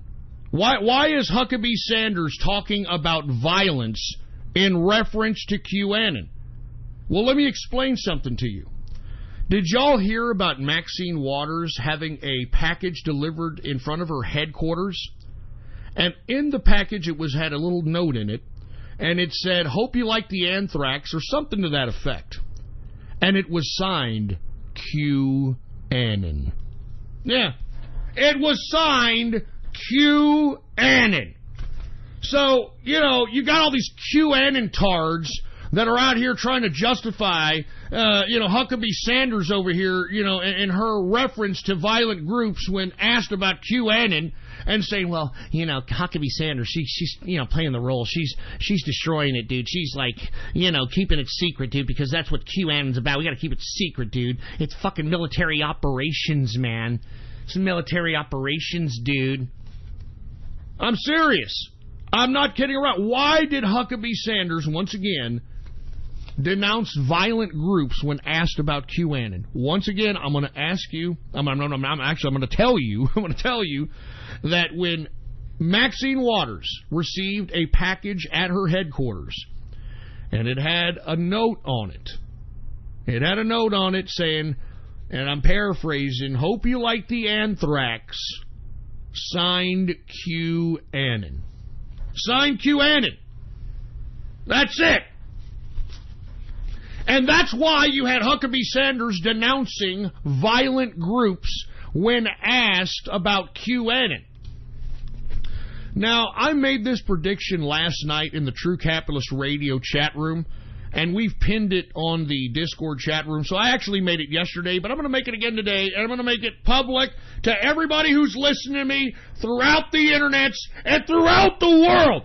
Mark my words, okay? Mark my words, what's about to happen. I'm going to prognosticate something, and I'm going to be explicit about it. I'm not going to be like QAnon, saying linguistically ambiguous, abstract bullshit that can be interpreted a million fucking ways. I'm going to tell you explicitly what's about to happen here in the next 2 to 3 weeks. 2 to 3 weeks. I predict, folks, that there is going to be violence inflicted on journalists or a journalist, and it's going to be blamed on QAnon and its followers. Now, once these journalists are either shot, believe me, a false flag is about to happen. Believe me when I say this. And they're going to kill, hurt, maim, blow up, shoot, something. Something's going to happen relating to journalists. And what's going to happen is going to be a violent episode on a journalist that's going to be caught on camera. And they are going to blame QAnon followers, QAnon supporters, and I guarantee you it'll happen within 3 weeks. Now, if that comes to pass, does that mean I'm QAnon now? Huh? If that comes to pass, does that mean I'm QAnon? Because, look, the reason that I'm making this prognostication, because it's all there in front of you. I mean, you can make these kinds of prognostications without pretending you're a fucking military intelligence officer that's got your hand up the ass of the president. If you take a look at yesterday's Huckabee Sanders press conference or press briefing, and I would like for you all, if y'all want to take a look at it, you know what? As a matter of fact, let's go hear it right now before I even talk about it. All right? Let's hear it. Because I don't want anybody to just kind of hear a hearsay. I want everybody to hear what happened yesterday between Sarah Huckabee Sanders and the CNN reporter Jim Acosta. Okay? Now, do we have it, engineer? Do we have it? There we got it. About last night. Here we are. First of all, does the president encourage the support of people who showed up last night in these QAnon and Blacks for Trump fringe groups? And secondly, is the White House... Oh, wait a minute. That's the same shit, engineer. God damn it. Here, we'll try to do it again here. Just 1 second. Here we go. One more again. You got it? Spend less time with your... Shut the YouTube goddamn advertisement off, for Christ's sake. All right, here we go. Let me see if we got it on the... Do we got it? All right, then we got it. Here we go. I just wanted to follow up on Sarah's question from NPR. She asked you about Ivanka Trump's statement that the press is not the enemy of the people. And now, if you can't hear that, that's Jim Acosta, and he's asking Huckabee Sanders that she wants him to say that the enemy or the journalists are not an enemy of the people. Asked you whether or not the press is the enemy of the people. You read off a laundry list of your concerns about the press and things that you feel like... Now listen, he gets very testy. Say that the press is not the enemy of the people. He wants Huckabee Sanders to say that the press is not the enemy of the people. Here, at this briefing, that the press, the people who are gathered in this room right now, doing their jobs every day, asking questions of officials like the ones you brought forward earlier, are not the enemy of the people. I think we deserve that. I think the president has made his position known. I also think it's ironic. I'm trying to answer your question. Okay, I politely waited, and I even called on you despite the fact that you interrupted me while calling on your colleague. I said it's ironic. Which is why I interrupted. Now, look, it goes on for 3 minutes. I'm not giving Jim Acosta any more airtime than that.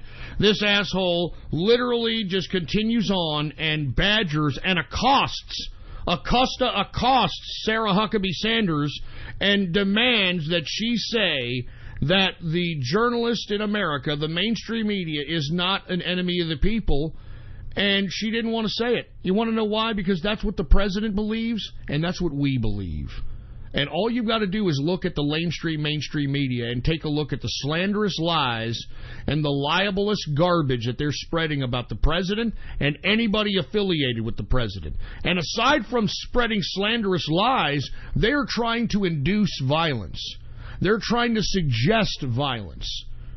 And nobody's saying anything. You know, I mean, they're justifying harassment. They're justifying violent confrontations, etc. And that's why Sarah Huckabee Sanders refused to say that the press is an enemy of the people. Now, why did I bring this up? Because, folks, I'm telling you, this right here was the inception. Because lest we forget, the CNN news organization is pure CIA. Take a look at how many CIA agents are within that organization, and you'll see what I'm talking about. I mean, Anderson Cooper, he's a fucking CIA agent. You can look that up if you don't believe me. This guy's not even his last name's not even Cooper. He's a Vanderbilt. If this guy doesn't have $300 fucking million in his bank account in some trust fund somewhere, then he ain't worth shit. He's not even, his fucking name is not even Cooper, it's Vanderbilt. But the reason I'm bringing this up is because this is how CNN and the left work with black operatives within certain CIA and other black operation intelligence groups that are trying to go against the president at this point in time, for a lack of a better term. Now, they're incepting this idea that the president is calling on violence on journalists, which is not what he's saying. He's just telling people not to listen to the mainstream media and to be their own person and gather their news and information independently through many different sources. Not to just listen to the talking heads on the mainstream media. That's what he means when he says that the media are an enemy of the people, because they're not properly informing the people. They're not properly, enhancing the people's news capacity. What the mainstream media is doing is carving people's narratives in their head. And I'm telling you, I know how this game works, folks. I'm not going to tell you why I know it, but I know how this game works. And that right there, that confrontation between Jim Acosta, and Sarah Huckabee Sanders is the inception of violence against journalists. Now, that's not the only inception. There's been many inceptions, but I would like to also mention another one that happened right after the Acosta incident with Sarah Huckabee Sanders. And guess who made the comment? None other than David Gergen. Now, if y'all aren't familiar with David Gergen, folks, David Gergen was the Karl Rove of like 4 different presidential administrations. Okay? I mean, this guy is seriously hardcore politics. All right? Now, what did David Gergen say in a recent response to the Jim Acosta confrontation of Sarah Huckabee Sanders? This is what David Gergen said, and I quote, David Gergen said, "Trump will have blood on his hands if journalists are shot or killed." Did you hear that? That's what he said. That's what David fucking Gergen said. He said that Trump, quote, will have blood on his hands, unquote, if journalists are killed or shot or anything of that capacity. That's another inception by the media, and I believe it was on CNN as well, if I'm not mistaken. Now, I don't mean to sound like a conspiracy theorist here, because I always tell people when I go this direction, I'm not telling you that you need to think a certain way. I'm not telling you to believe a certain thing. I'm just giving you the facts that are out here, and you as an individual figure out what you want to believe. But the reason I bring up David Gergen, that David Gergen said that Trump will have blood on his hands if journalists are hurt and killed, is because David Gergen was confronted by our good friend Alex Jones. And I don't know if y'all are familiar with the confrontation that Alex Jones had with David Gergen. Man, this was back in 2004. This is when goddamn Alex Jones, actually produced content that was worth the shit. But he was at the Republican convention in 2004 and actually had a run-in with David Gergen. Now, for you folks that are unaware, David Gergen belongs to an organization, most likely all elites do. They belong to an organization called the Bohemian Grove. And if you have not seen or heard or read anything about the Bohemian Grove, I would strongly advise you to do so. As a matter of fact, I don't even like Alex Jones, but he made some great documentary work before he started to become a broadcaster and rip off my work. But he produced a great documentary about the Bohemian Grove in which many of the elites of elites in business, politics, military, etc., they come to northern San Francisco in a wooded area, all filled with redwood trees for acres and acres. And believe it or not, they just got together last month. They get together in the middle of July. And what do they do, folks? What exactly do they do? They get together and, I guess, celebrate in Babylonian pagan ritual. I don't even know what they're doing. I'm not even going to claim to know what they're doing. But if you want to see the kind of crap that these fucking elites are doing, I strongly advise you to go ahead and take a look at Inside the Bohemian Grove by Alex Jones. And I hate to promote Alex Jones, but it's free. It's a free documentary. I mean, if you ain't got nothing to do tonight, watch it, and you're probably going to have a hard time going to sleep at night. Let's just put it that way, all right?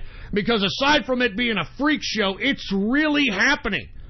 The Bohemian Grove is really happening. It just happened last July, this past month, last month. Now, why do I bring up the Bohemian Grove when it comes to David Gergen? Well, I would like for you to hear the confrontation that Alex Jones had with him when asked about the Bohemian Grove. Okay? Here, go ahead and roll that clip of David Gergen being confronted by Alex Jones about the Bohemian Grove. Go ahead and run it, engineer. One last question. I read a Washington Times article many years ago where you had a comment about the organization, and then now it's been in the Wall Street Journal, it's been in a lot of different newspapers, and that's the Bohemian Grove. And back in, 1996, when you joined as a Clinton advisor, the Republicans were criticizing you. Oh, what about Bohemian Grove? And then you countered them by saying, "Hey, I don't run around in the woods naked." What did that mean? Here is the before-mentioned Washington Times article where he said, "I didn't run around naked like they do." I don't know what quote you're referring to. This is David Gergen. Quote like that. Listen, I am a happy member of the Bohemian Grove. I like the folks who come there, and it's really inappropriate for me to talk about the group. Yeah, he's getting a little. Have you been there for the ceremony with the cremation of care? Now, pause it right there. Now, the cremation of care, folks. This is the documented ritual that Alex Jones was able to get on camera going incognito into the Bohemian Grove. The cremation of care, it is a horrible ritual, and right as he's asking this to David Gergen, Alex Jones is going to cut to a clip of the Bohemian Grove and them conducting this ritual in which they're burning an effigy of a human being to burn their cares away, so that they can continue doing whatever it is that they do in business, in the military, in government, without having any care. That's what the cremation of care is in the Bohemian Grove. Now, you just heard David Gergen there said that he's a happy member of the Bohemian Grove, okay? He's a happy member. Now, let's go back a little bit, and when he asked Gergen about the cremation of care. Go ahead and play it. Hit it to where he asked him about the cremation of care. Go ahead. And it's really inappropriate for me to talk about the group beyond that. Thank you. Have you been there for the ceremony with the cremation of care? Frankly, I don't think that's something I need to talk to you about. Really? That's right. Well, I'm Alex Jones, and I snuck in there in 2000. I'm the guy that blew it wide open and got the video. It's been on national TV. Well, I disrespect you for that. Now listen to how defensive he's getting. You see, listen to how defensive David Gergen is getting. You know, David Gergen is a conservative type of man. At least that's what he's showing off in his face value. Yet he is a proud member of the Bohemian Grove, right? And as he's asked about a specific ritual that he partakes in every goddamn year at this grove, he gets very apprehensive and a little scared that his secrets are all of a sudden becoming so public. Go ahead and continue it, engineer. You do? I do. But it's a lot of big public officials going in there. Don't we deserve to know? I don't know anything about you, and I don't know anything about your film. But if you go in there with an understanding, you violated that understanding by releasing that film, and I don't respect you for that. Really? But we have public officials. I'm sorry. You took an understanding when you went in there that you would not do that film. And did you have an understanding when you went in there? No. Did you crash it? Yes. Yeah, and it has no trespassing signs there too, doesn't it? No, they put them up after. Oh, I'm sorry. I'm sorry, sir. I've been there before. I know what the circumstances are, and I'm sorry you violated the understandings. That was not a gentlemanly thing to do. But what about the? I mean, let me stop it right there. Now, did you hear how defensive David Gergen is getting? I have never heard David Gergen this defensive. Okay? Now, why am I bringing this up? Because David Gergen said today, or actually said yesterday, I'm sorry. He said that Donald Trump will have blood on his hands, quote unquote, if journalists are killed or murdered or shot. Okay? This is obviously after Jim Acosta's confrontation with Sarah Huckabee Sanders in the press briefing room about whether or not journalists are, quote, enemy of the people. Now, let's continue going, because the reason I'm bringing this up, folks, is because I am prognosticating here in the next 3 weeks there is going to be violence on a journalist. And it's probably going to be a very prominent journalist. And it's going to be an episode that's going to shock America, and it's going to kill 80 birds with one stone, like most false flags do. What it's going to do is obviously put the crazy element even that much more underscored on our side on the right. Because I'm telling you, the perpetrator of the crime that is going to be committed here in the next 3 weeks against a journalist, it is going to be a QAnon follower. I guarantee it. Believe me, these freaking false flags are not hard to prognosticate. Okay? Now, once again, I'm telling you, y'all mark my words. I prognosticated this on August 3rd, 2018. And I'm telling you, when this damn false flag happens to whatever journalist or journalists, there could be a bunch of things happening. Then they're going to blame it on QAnon and QAnon followers. They're going to blame it on Trump supporters. And that's going to solidify, first of all, Joe Sixpack not voting for any Trump candidates. Secondly, it's going to underscore that, if it's with a gun, we need gun control. You see, we need gun control. It's going to kill so many birds with one stone. Then we're going to go into mental health. And I'm telling you, you know what the mental health is a precursor for? It's a precursor for you all to just be put on a list. And I'm telling you, this is coming here in the next few years. If you happen to have taken any psychotropic drugs for any, mental ailment, then you're going to be prohibited from doing certain things in the near future. And if you don't believe me, don't believe me.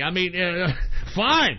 They don't call me the prognosticator for nothing, man. I'm just saying.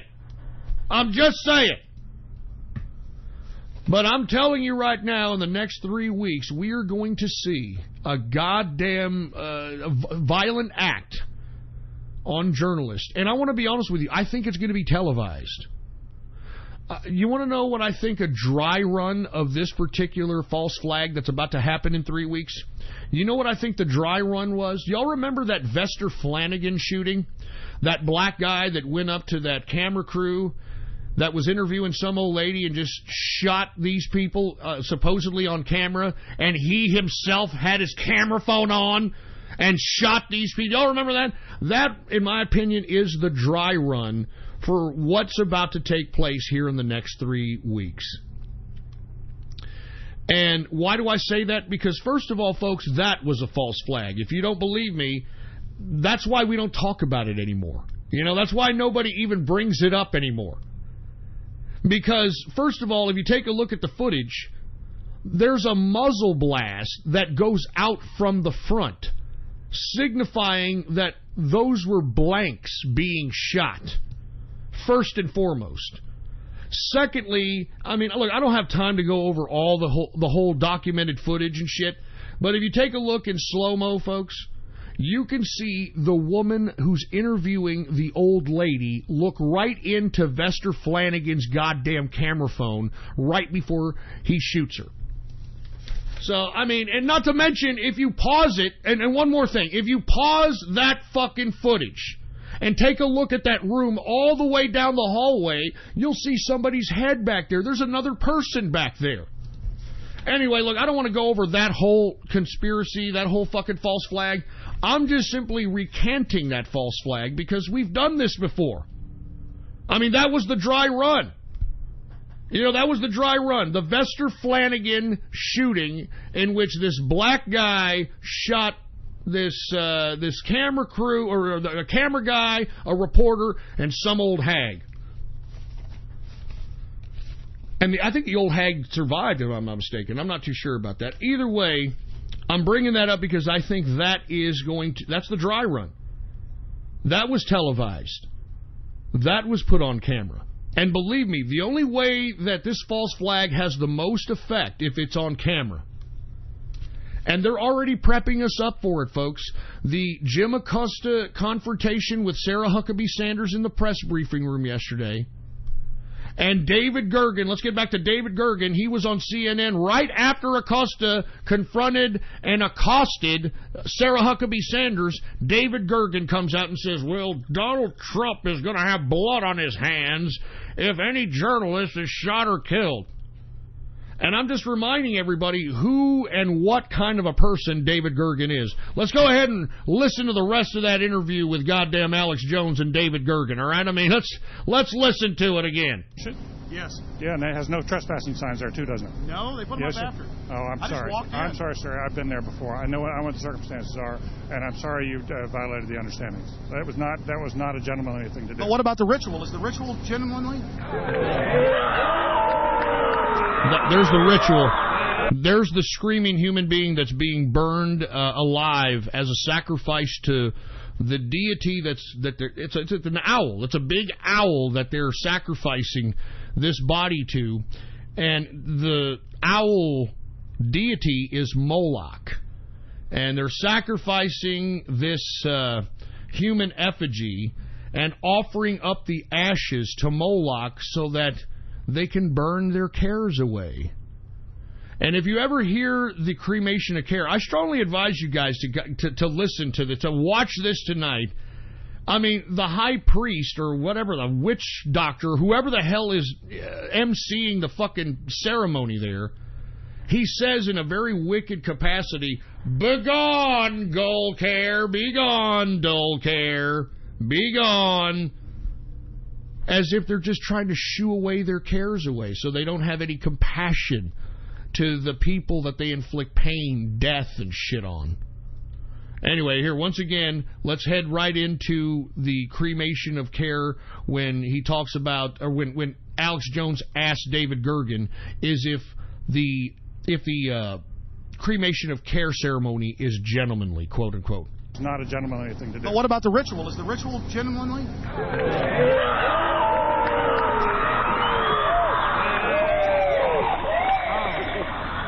Sir, everything. I don't owe you this comment. I know. I appreciate it. This is what's called ambush journalism, and I disrespect you for that as well. So thank you and goodbye. The ritual?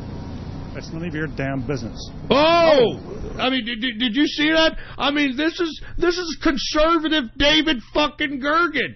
And you ask him a little bit about Bohemian Grove all of a sudden. I mean, do you hear all of a sudden the evil comes out of this son of a bitch? The evil! Keep going. That's right. Listen. You go around and make understandings with people and violate them. You ambush people on the streets, and that's inappropriate form of journalism. If you wish to practice that, that's fine, but don't ask others to respect you for it.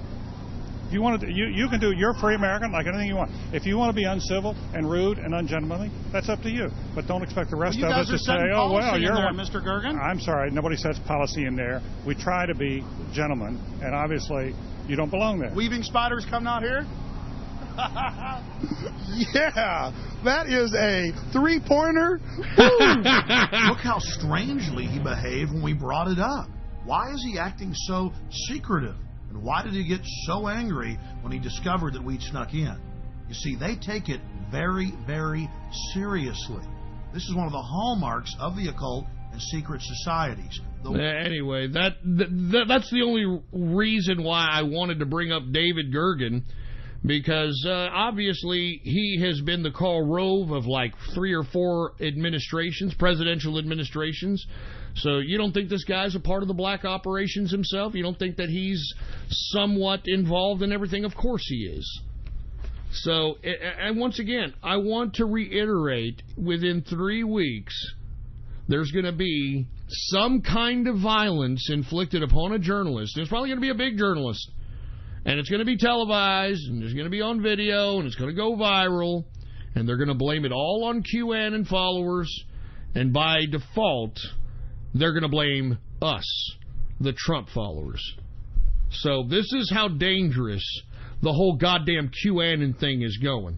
And you know, before I move on to another subject, okay, I want to call out all the fucking alt-right, all the e-celeb right-wing fucking assholes that were out here championing this fucking QAnon bullshit, all right? I'm calling them all out, and you have my permission to fucking forward a recording to these idiots so they can hear it personally, okay?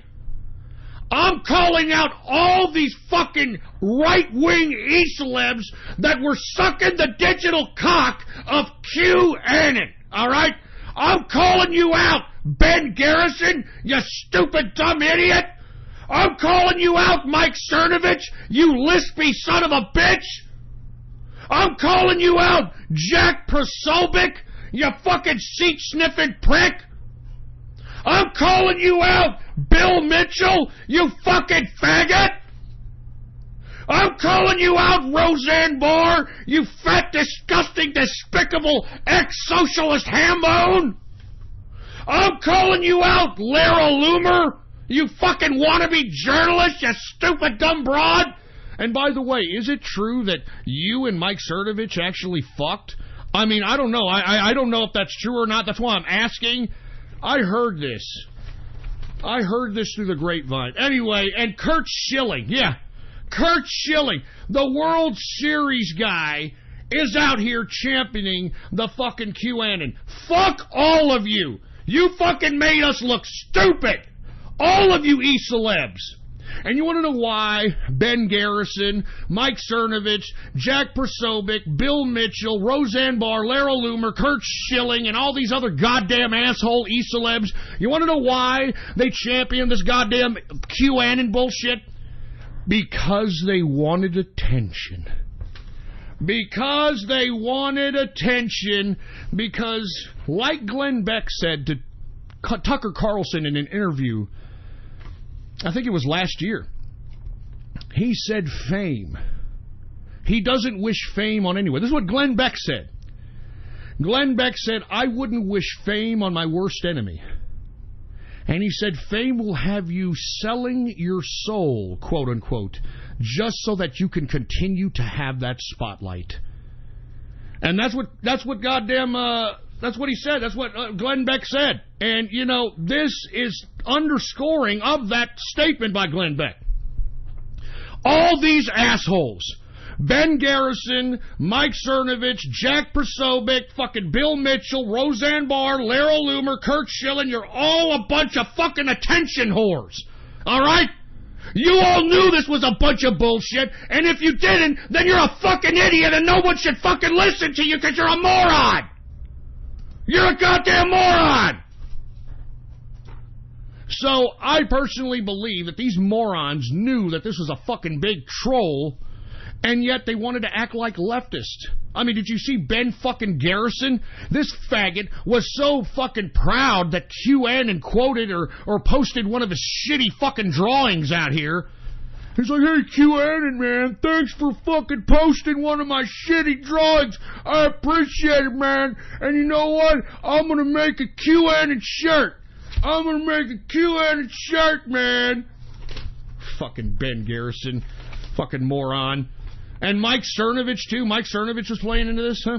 Hi, guys. I'm Mike Cernovich. And since you guys aren't buying my book no more, Guerrilla Mindset, I'm going to keep coming up here. And I'm just going to say whatever it is I'm going to say.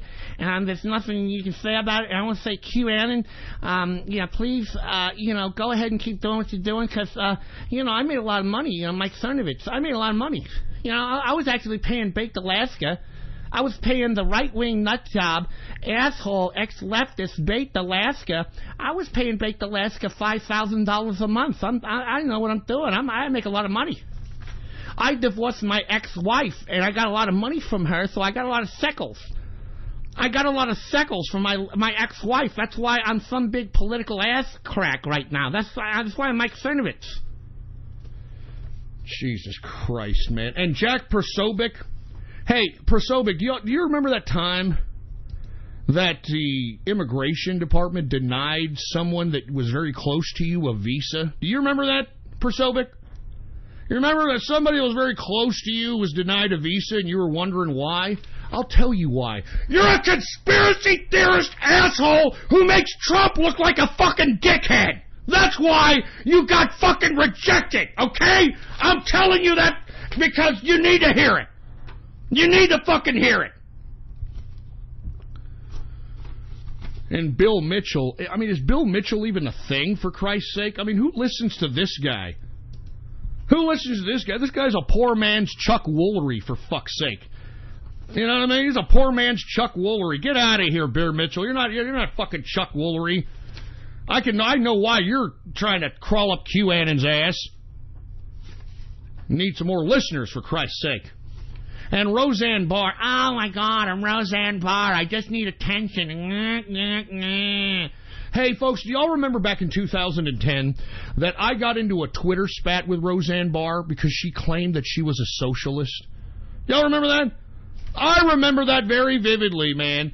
And she claimed she was a socialist, and I remember tweeting at her and saying, well, if you're a socialist, well, then I'm going to tell everybody who's homeless and who needs a home to just go to one of your 7 fucking homes that you have, Roseanne Barr. Since you've got the room, since you've got 7 fucking houses, right? Why don't you give some room out there since you're such a fucking socialist? And you know what Roseanne Barr said? That's not what I mean by socialism. That's not what socialism means. Shut up, you fat fucking broad. All right, just sit there and keep eating, fatty. Keep eating, fatty! Laura Loomer, I mean, look, I don't know who Laura Loomer is. I've just heard about her. I mean, I know that, she tries to, make herself emphasized in the right, that crap. And then Kurt Schilling, I'm going to blame it on the cancer for Kurt Schilling, all right? I'm just going to say that. I'm going to give Kurt Schilling a mulligan on this one. I'm going to say it's the cancer, it's fucked with his brain, and, now, he thinks fucking, some military intelligence officer is giving people orders on a fucking a kiddie porn site. Yeah, all right. Anyway, folks, we're like fucking 12 minutes into the third and final hour, all right? And I am your host, the man they call Ghost. And once again, folks, I want to thank everybody for tuning in with me. Before we get started on anything else, I'd like to remind everybody to please, baby, please, spread this show link around like goddamn wildfire and let everybody know that True Capitalist Radio is in effect and in the house. And we are live every Monday, Wednesday, and Friday, 6:30 p.m. Central Standard Time, right here on the official website of the True Capitalist Radio broadcast. And I love being independent now! Add this to your favorites. Add this to your bookmarks. Type this in your browser right now. Ghost.report. All right, it's as simple as that. That's all you got to type in your browser, ghost.report. All right? And spread that link all over the internet and throughout the world, baby. They're trying to silence me. They're trying to stop me. But I got my own website. I got my own broadcast now, baby. You can't stop me. You can't stop Ghost from True Capitalist Radio, faggots. All right? You've tried to stop me, but you can't stop me. You can't fucking stop me, boy. And by the way, go ahead and follow me on the last bastion of freedom of speech and social media today. My only social media representation on the internet, and that's on Gab, folks, all right? All right, that's on Gab. Go ahead and follow me on Gab under the name Politics Ghost, all right? All one word, no underscores. Politics Ghost is the name to follow. It's that damn simple. And look, I don't know why you don't have a Gab account. Get one. All right? You're not going to be banned on there for saying anything. It is the last bastion of freedom of speech. Get yourself a Gab account. If you don't know how to get there, type in your browser the following: gab.ai, and get yourself a goddamn Gab account. It's that damn simple, all right? Jesus Christ. Fuck Twitter and fuck Facebook. You all heard what they're doing with your information. They own your intellectual property, you morons, and you gave it to them voluntarily. You gave it to them willingly. So get a Gab account. And by the way, what's going on to the True Capitalist Radio chat room, baby? What's going on, baby? I'm going to be kicking it in the True Capitalist Radio chat room on this Baller Friday right after the broadcast. So if you're listening to the sound of my voice and you want to kick it with us tonight in the damn True Capitalist Radio chat room and conduct some proverbial tomfoolery, well then come on down and go to my Gab account right now, Politics Ghost, all one word, no underscores, Politics Ghost, and hit the subscribe button for premium content, all right, boy? Hit the subscribe button for premium content, and once you do, all right, go ahead and private message me on Gab. Private message me on Gab and let me know your Discord chat name, and I will give you a private invitation to the True Capitalist Radio chat room. It's that damn simple, all right? Now, I'm going to go ahead and stop talking about QAnon, but I want to say one more again. Mark my words, within 3 weeks, we're probably going to see a false flag attack on journalists or a journalist, and it's going to be blamed on QAnon. All right? It's going to be blamed on QAnon. I'm telling you. Let me move on to another subject matter. We're already in the final hour up in here. Did y'all hear about the Proud Boys? The Proud Boys are going to hold a Patriot Prayer Rally in Portland. So the Battle of Portland Part 2, baby. And let me tell you, the Proud Boys, one of the guys of the Proud Boys, or excuse me, the Patriot Prayer, or the guy who's organizing, I should say, the Patriot Prayer Group, Joe Gibson. This is a guy who's not only organizing this thing, he's running for Senate in Portland, or in Oregon, if I'm not mistaken. He is running for Senate, and he's out there kicking ass and taking names. I want to be honest with you. And for you all that don't know who the Proud Boys are, they are they like to call it a misogynist organization. It's just a pro-man organization, okay? It is sponsored by Gavin McInnes. Gavin McInnes, of course, is the co-founder of Vice, co-founder of Rebel Media, etc. I think has a new project going on, and he's funding the old Proud Boys. Now, the Proud Boys, if you have not seen them, they constantly kick the living bejesus out of Antifa whenever they're out there in Portland trying to cause some kind of a ruckus. They kick the crap out of these sons of bitches every goddamn time. And if y'all haven't seen some of their handiwork, I mean, just go ahead and YouTube it. Proud Boys, YouTube, search the Battle of Portland, etc. And I'm telling you, man, these guys are not afraid to confront Antifa and kick the crap out of them. Now, Antifa, of course, they fight dirty. So, I mean, it's not as if these Proud Boys haven't gotten hurt. But, you know, they understand what they're getting into. And if you take a look at the Battle of Portland, which was their last confrontation, I mean, the Proud Boys wiped the floor with Antifa, all right? The Proud Boys wiped the floor with Antifa. Now, what's making this particular Patriot Prayer rally a little different in Portland? Well, Joey Gibson claims that the Proud Boys and everybody who's going to be out there will be armed. Will be armed. So that's tomorrow, folks, Saturday, the Proud Boys to hold a Patriot Prayer meetup in Portland, and it's going to be the Battle of Portland Part 2, baby, the Battle of Portland Part 2, and this time the Proud Boys and those that are patrons of the Patriot Prayer group are going to come armed, folks, and I wonder what the hell is going to happen in that confrontation. I wonder what the hell is going to happen in that confrontation, to say the least. Now, I'm going to be perfectly honest. I think we need more organizations like the Proud Boys.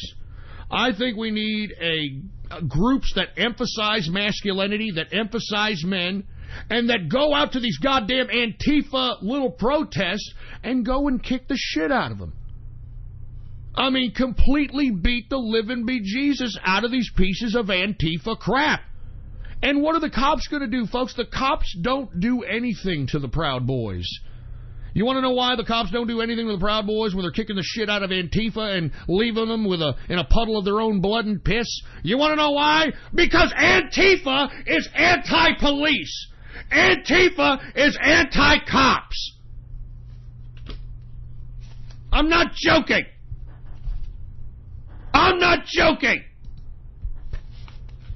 So I'm telling you right now, I give my 110% blessing to the Proud Boys tomorrow. I'm going to be praying for you boys.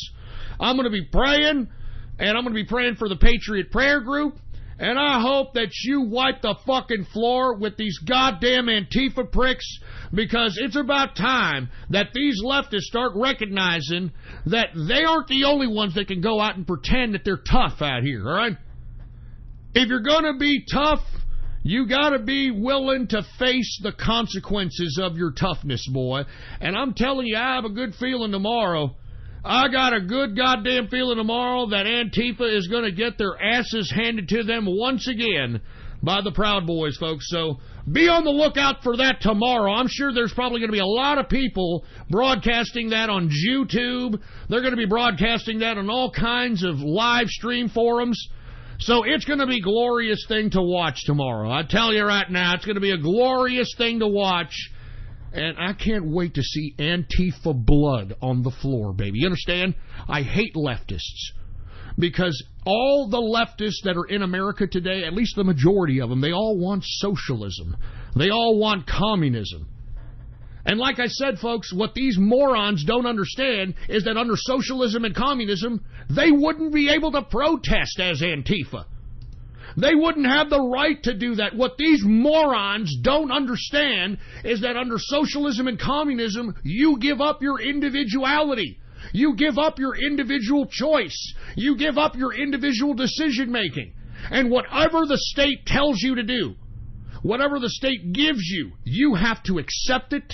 And if you don't, you're either put in a re-education camp or you're put down like a dog. You're dead. You're executed. And that's what these idiots don't understand when it comes to socialism. Because they don't know shit from Shinola. I mean, look at this dumb bitch from the Bronx. I'm a girl from the Bronx, bitch. This Alexandria Ocasio-Cortez. Did y'all hear that they have found, well, let's just put it this way, somebody I know, and it's now getting around the internet really fast, they found an old blog of Ocasio-Cortez, Miss Socialist, Miss Girl from the Bronx bitch, from 2009. And in this 2009 blog, you know what she champions? She champions capitalism. Oh, yeah, she was championing capitalism when she went to college in 2009. She loved Joseph Smith. I mean, I mean, this is what I'm telling you, folks. This is what I'm telling you. You want to know why Ocasio-Cortez is now a socialist? From 2009, she was a devout capitalist going to Boston University, majoring in economics and, believe it or not, international relations. And let me tell you something. That doesn't say shit for Boston University's international relations program, because if this bitch didn't know anything about the Israeli situation, then what the fuck were you teaching this broad in international relations class at a prestigious, expensive university like Boston University? What the fuck were y'all teaching this stupid broad? What the fuck were y'all teaching this dumb broad, for Christ's sake, man? Jesus Christ. But yeah, Ocasio-Cortez, you know, I'm a bitch from the Bronx, bitch. I'm a bitch from the Bronx, bitch. Yeah, she was blogging about it. It's documented. It's in the archives now. She tried to delete it, of course, but it's in the archives now. She was pro-capitalist, pro-Joseph Smith, all this shit. And you want to know why? I'm telling you why she's a socialist and communist now. Because she was a failure in capitalism. And you know what? When people are failures once, they don't want to try again. And I'm sure Ocasio-Cortez finds it very easy to just say a bunch of shit and have a lot of people give her admiration. Because that's the easiest thing to do. This is what leftism is all about. That's what leftism is all about. It's all about, hey, look at me. I'm reading to a black kid. I'm not racist. I care about black people more than you. I'm reading to a black kid. Hey, look at me. I'm feeding the homeless. I got a camera in my face and I'm feeding the homeless. Does everybody see how virtuous I am, huh? That's all it is. That's all leftism is. It's all empty rhetoric with no action. No action whatsoever. I mean, these people are ignorant. Yet, you compare... Let's go back to QAnon for a second.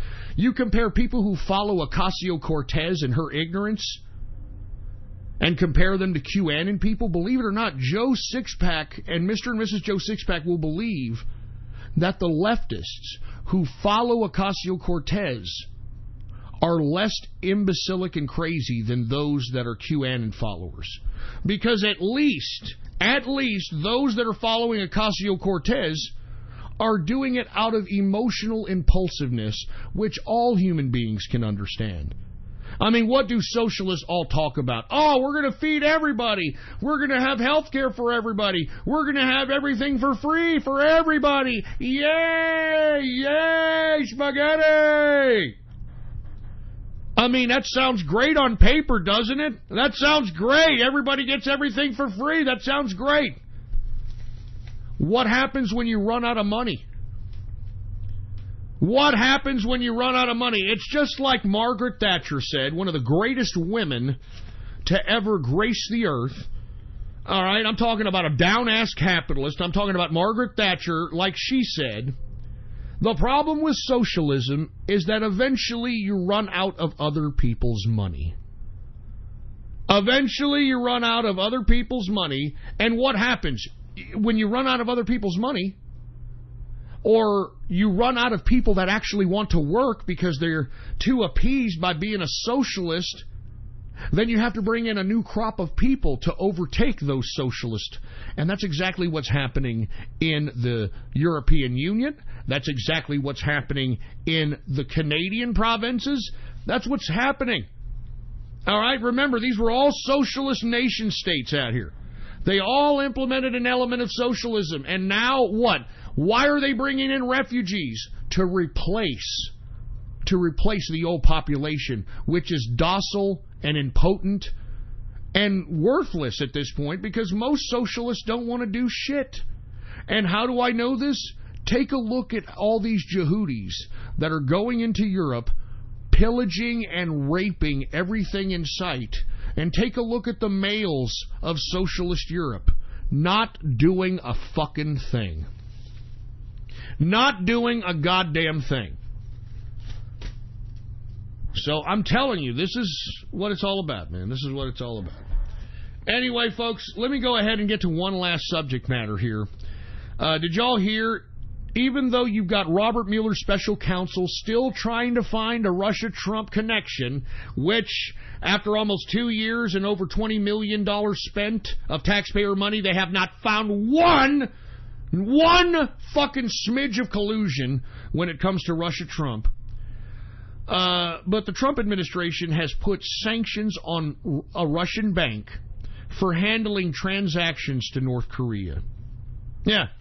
So, you know, for all you idiots that are continuously claiming that fucking Trump is pro-Russia or some crap, for all of you that are claiming that fucking Trump is a Russian agent or whatever, this just underscores that this man has America first on his mind, okay? Once again, the Trump administration puts sanctions on a Russian bank for handling transactions for North Korea.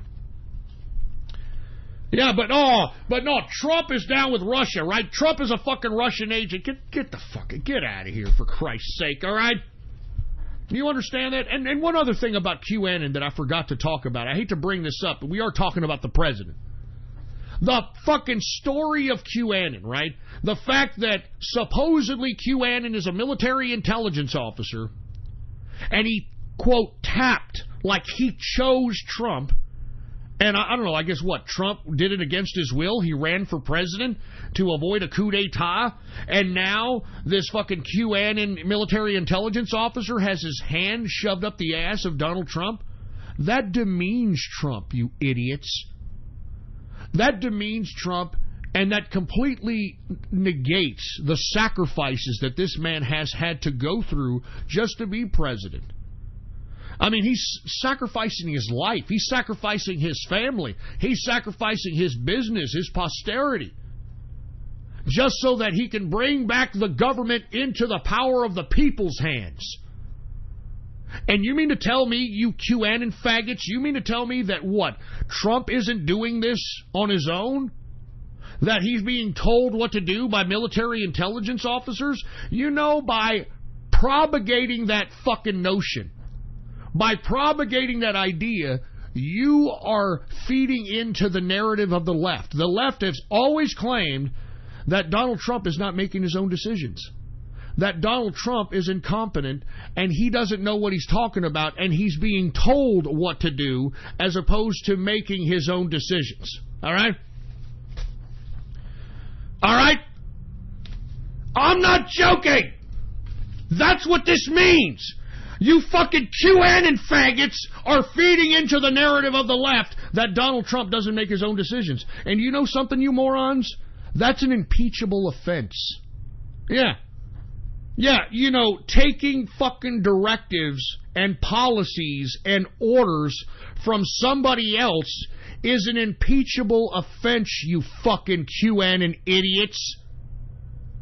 I mean, you don't believe me? What did fucking South Korea do?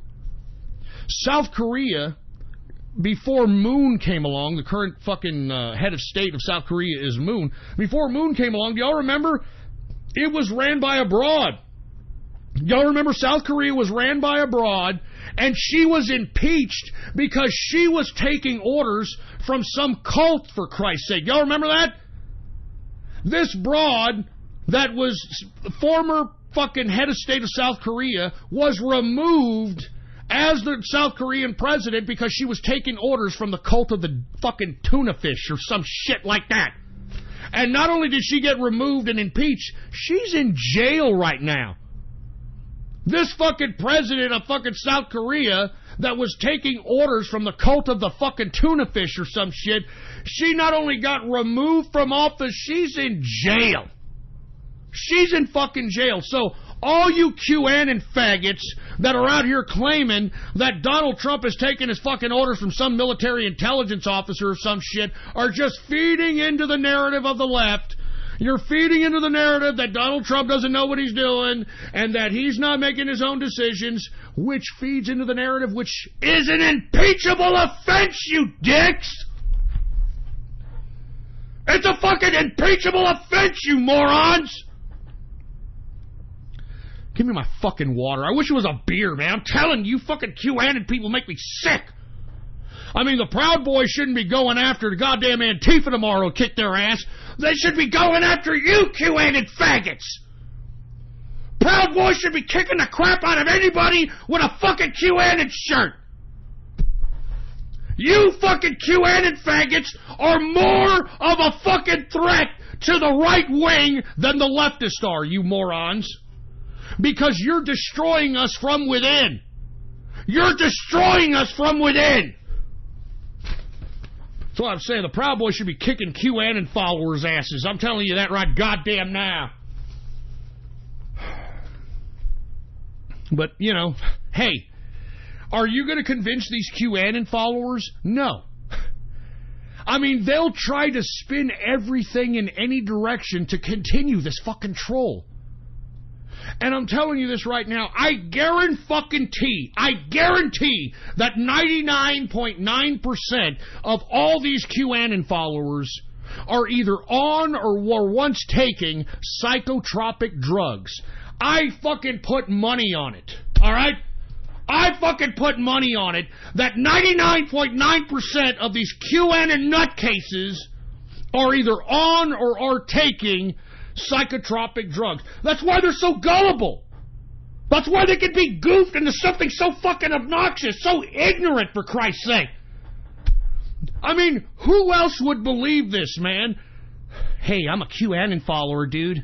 I'm taking orders from some guy who is linguistically ambiguous, who's posting on a pro-pedophile forum post in 8chan, dude. Yeah.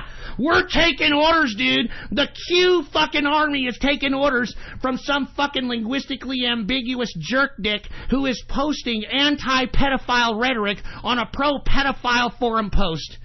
That's what I'm doing, dude. I'm part of the Q army, dude. Jesus Christ, man. I'm sorry, man. I don't even know what the hell to say after that. I didn't mean to bring that back up, the whole QAnon shit. But goddamn, man. I mean, are we this dumb, man? I mean, I'm not joking. I was almost, I'm going to be honest with you. I'm going to be honest with you, all right? I was in the inner circle like about 2 days ago after all this fucking QAnon shit just started blowing up and seeing all these fucking pro-QAnon jerk-offs, and it just, I was so close to just saying, you know what, I'm getting the hell out of here. I'm not going to do this broadcast anymore. I mean, if this is the culmination of the right, if this is the right wing of the political spectrum, then what am I doing? Why am I on this fucking broadcast wasting my fucking goddamn time?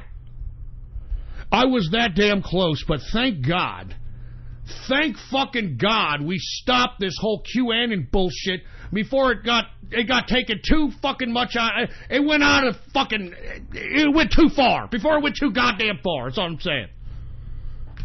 God damn, I wish I had some beer. That's all I'm saying. I wish I had some goddamn beer.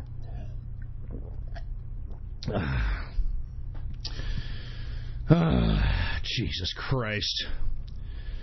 Anyway, folks, I think since this is the 600th episode, I'm going to go ahead and do something here, okay? I'm going to go ahead and do something. Let me go ahead and let me see here. Let me see what I got going on here. Now, I'm going to take a break here for 1 second. Let me take a break here for 1 second. Let me set some things up really fast. And I'll be right back. I got a 600th episode surprise. So with that being said, let me go ahead and take a real quick break. It's not going to be that long, folks. Don't go anywhere. I shall be right fucking back. All right, don't go anywhere.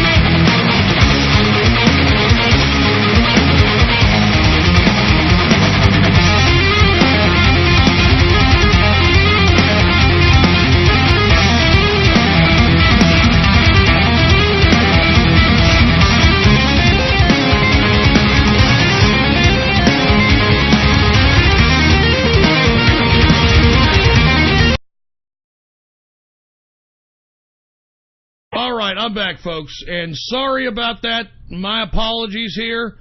But let's go ahead and, since this is it's the, what is it, 600th episode, for Christ's sake? Since this is the 600th episode, and we've gone through a lot of years, baby, a lot of damn years. Let's go ahead and let's do a little bit of radio graffiti. Oh, that's right, folks. Let's go ahead and do a little bit of for old time's sake. For old time's sake, let's do a little bit of radio graffiti. Now, for all those that don't know, radio graffiti is the part of the broadcast where the spectators become a part of the spectacle. All you've got to do right now, all right, and listen very, very closely so you can get all the number, etc. All right, now, this is the number, okay? Area code 605-472-5691, okay? The dial-in number again is 605-472-5691, and once you hear somebody start talking, you dial in the access code 464089. Does everybody get that? Once again, let me repeat this. Get your goddamn pen and paper ready, okay? The access dial-in number is 605-472-5691. And the access code, one more again, 464089.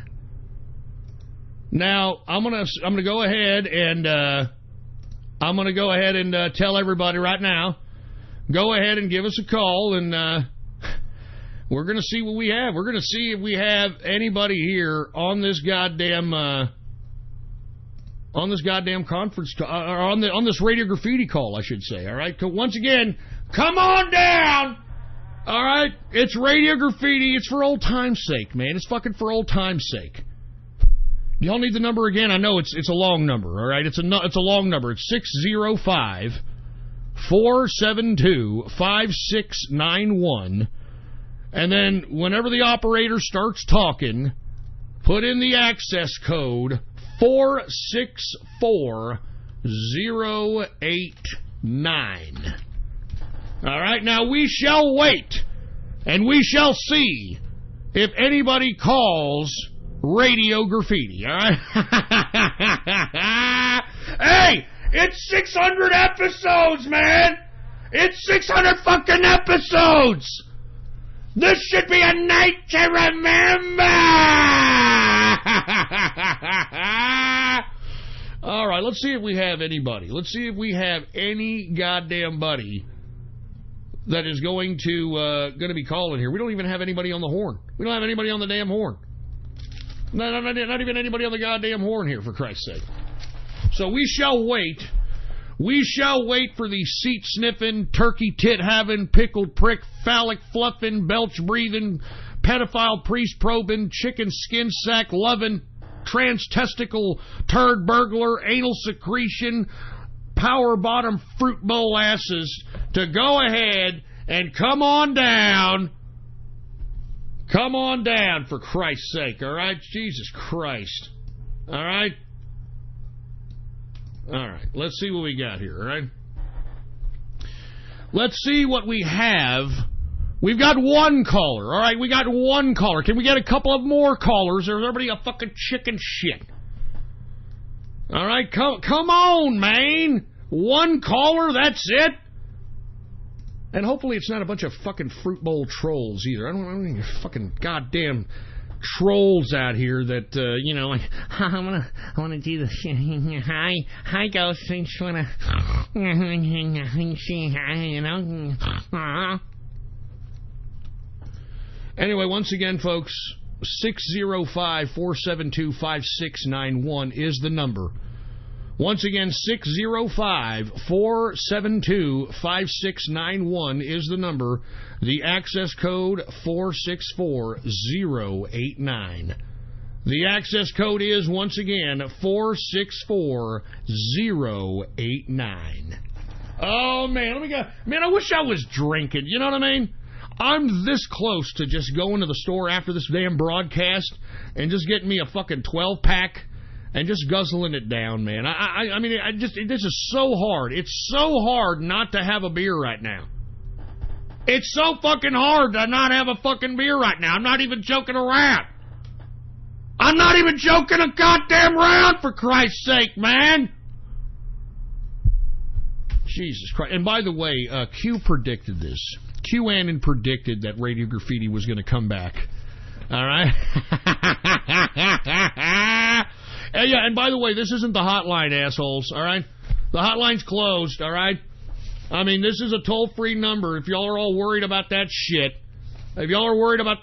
that's not, it's all good, all right? Toll-free, it's an American number, all right? 605-472-5691. The access code 464089. That's the access code. All right, we got a few people calling. Finally, a few fucking people are calling in here. Finally, a fucking few goddamn people are calling in. Well, let's go ahead and take a couple of Radio Graffiti callers, shall we? And let's take some Radio Graffiti callers right now. All right, who do we got going on over here? How about area code 970 Radio Graffiti? Oh, what's up, Ghost? I didn't realize for a minute that I was the only call in. I'm glad you got some more callers. Yeah, man, what's going on? Happy Baller Friday, by the way, man.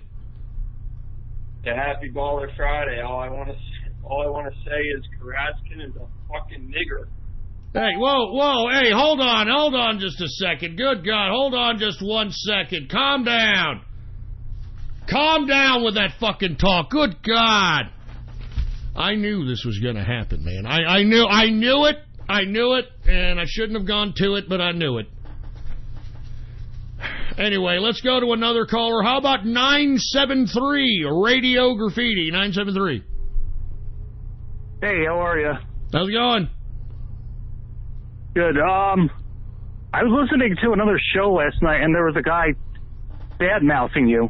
Oh, you know, like saying horrible things. Oh, yeah? What was he saying about me? He said, like, you sent trolls over to troll his show. I sent trolls to troll his show? Yeah. Right.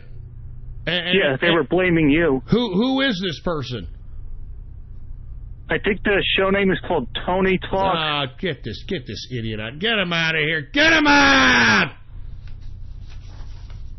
Give me a freaking break. Can you trolls go fucking troll that stupid Italian and leave me alone, all right? This is not entertainment for tards anymore, asshole. All right? Get your tard ass out of here. Stop ruining my fucking goddamn fucking broadcast. Jesus Christ. Anyway, let's move on. Who else do we have here? How about 647 Radio Graffiti? 647.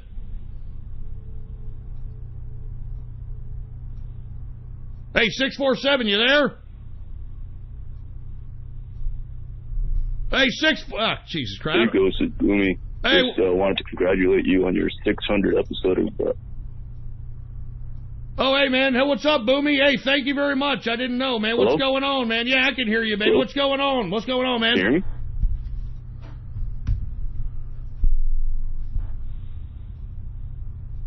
Yo, Testes, can you hear me, man? I'm just enjoying my evening here with a couple of beers and everything, just listening to your show. It's a fantastic show. Me and the boys always listen. Hey, man, I appreciate that. Yeah, I can hear you, man. Hey, thank you very much. Thank you very much for calling up, man. I appreciate it. Obviously, we're having some kind of technical difficulties or some kind of shit like that. So my apologies. And every time you hear a ding, that means there's somebody new calling up. So we got new callers in here. We got damn new call. That means somebody left. That means somebody hung up. All right, who do we got here? We got 618 Radio Graffiti. Hey, Ghost. Glad to talk to you. I've been listening to your show here, and it's good to finally talk to you. How are you doing? I'm doing pretty good. How are you?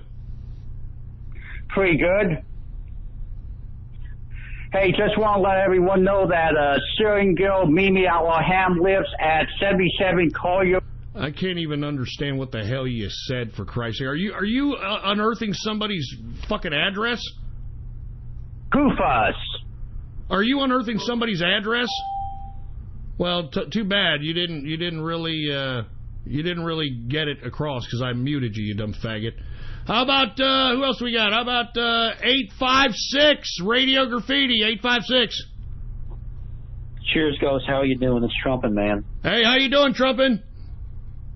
Hey, how you doing? Just want to compliment how the show's doing very well. Been listening for the last 2 months.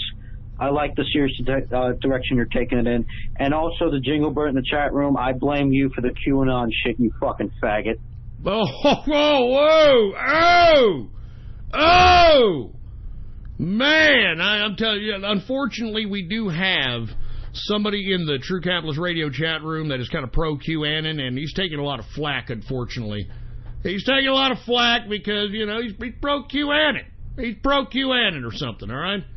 Who else do we have here? How about 573 Radio Graffiti? Hey, Ghost, this is Pepe the Frog. I just want to say Karanskin is a nigger. What the hell is up with everybody? Why is everybody ragging on Karanskin? Why is everybody ragging on Karanskin for? What the hell is this about? Why is everybody harassing Karanskin? Good God. Who else do we have here, man? How about, we got somebody from out of the country here. How about area code 61 Radio Graffiti? Hey, Ghost. How's it going, my man? Hey, what's up, man? Who's this? Is this Aesthetic? What's going on, man? Yeah, it's Aesthetic, man. Just listen to the show. And, you know, I talk a lot of shit in the show. But, you know, you're my best friend, so I just wanted to dedicate this song to you.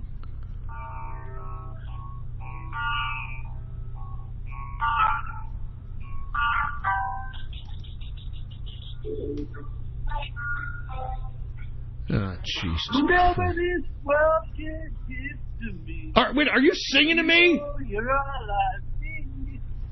Is this man singing to me?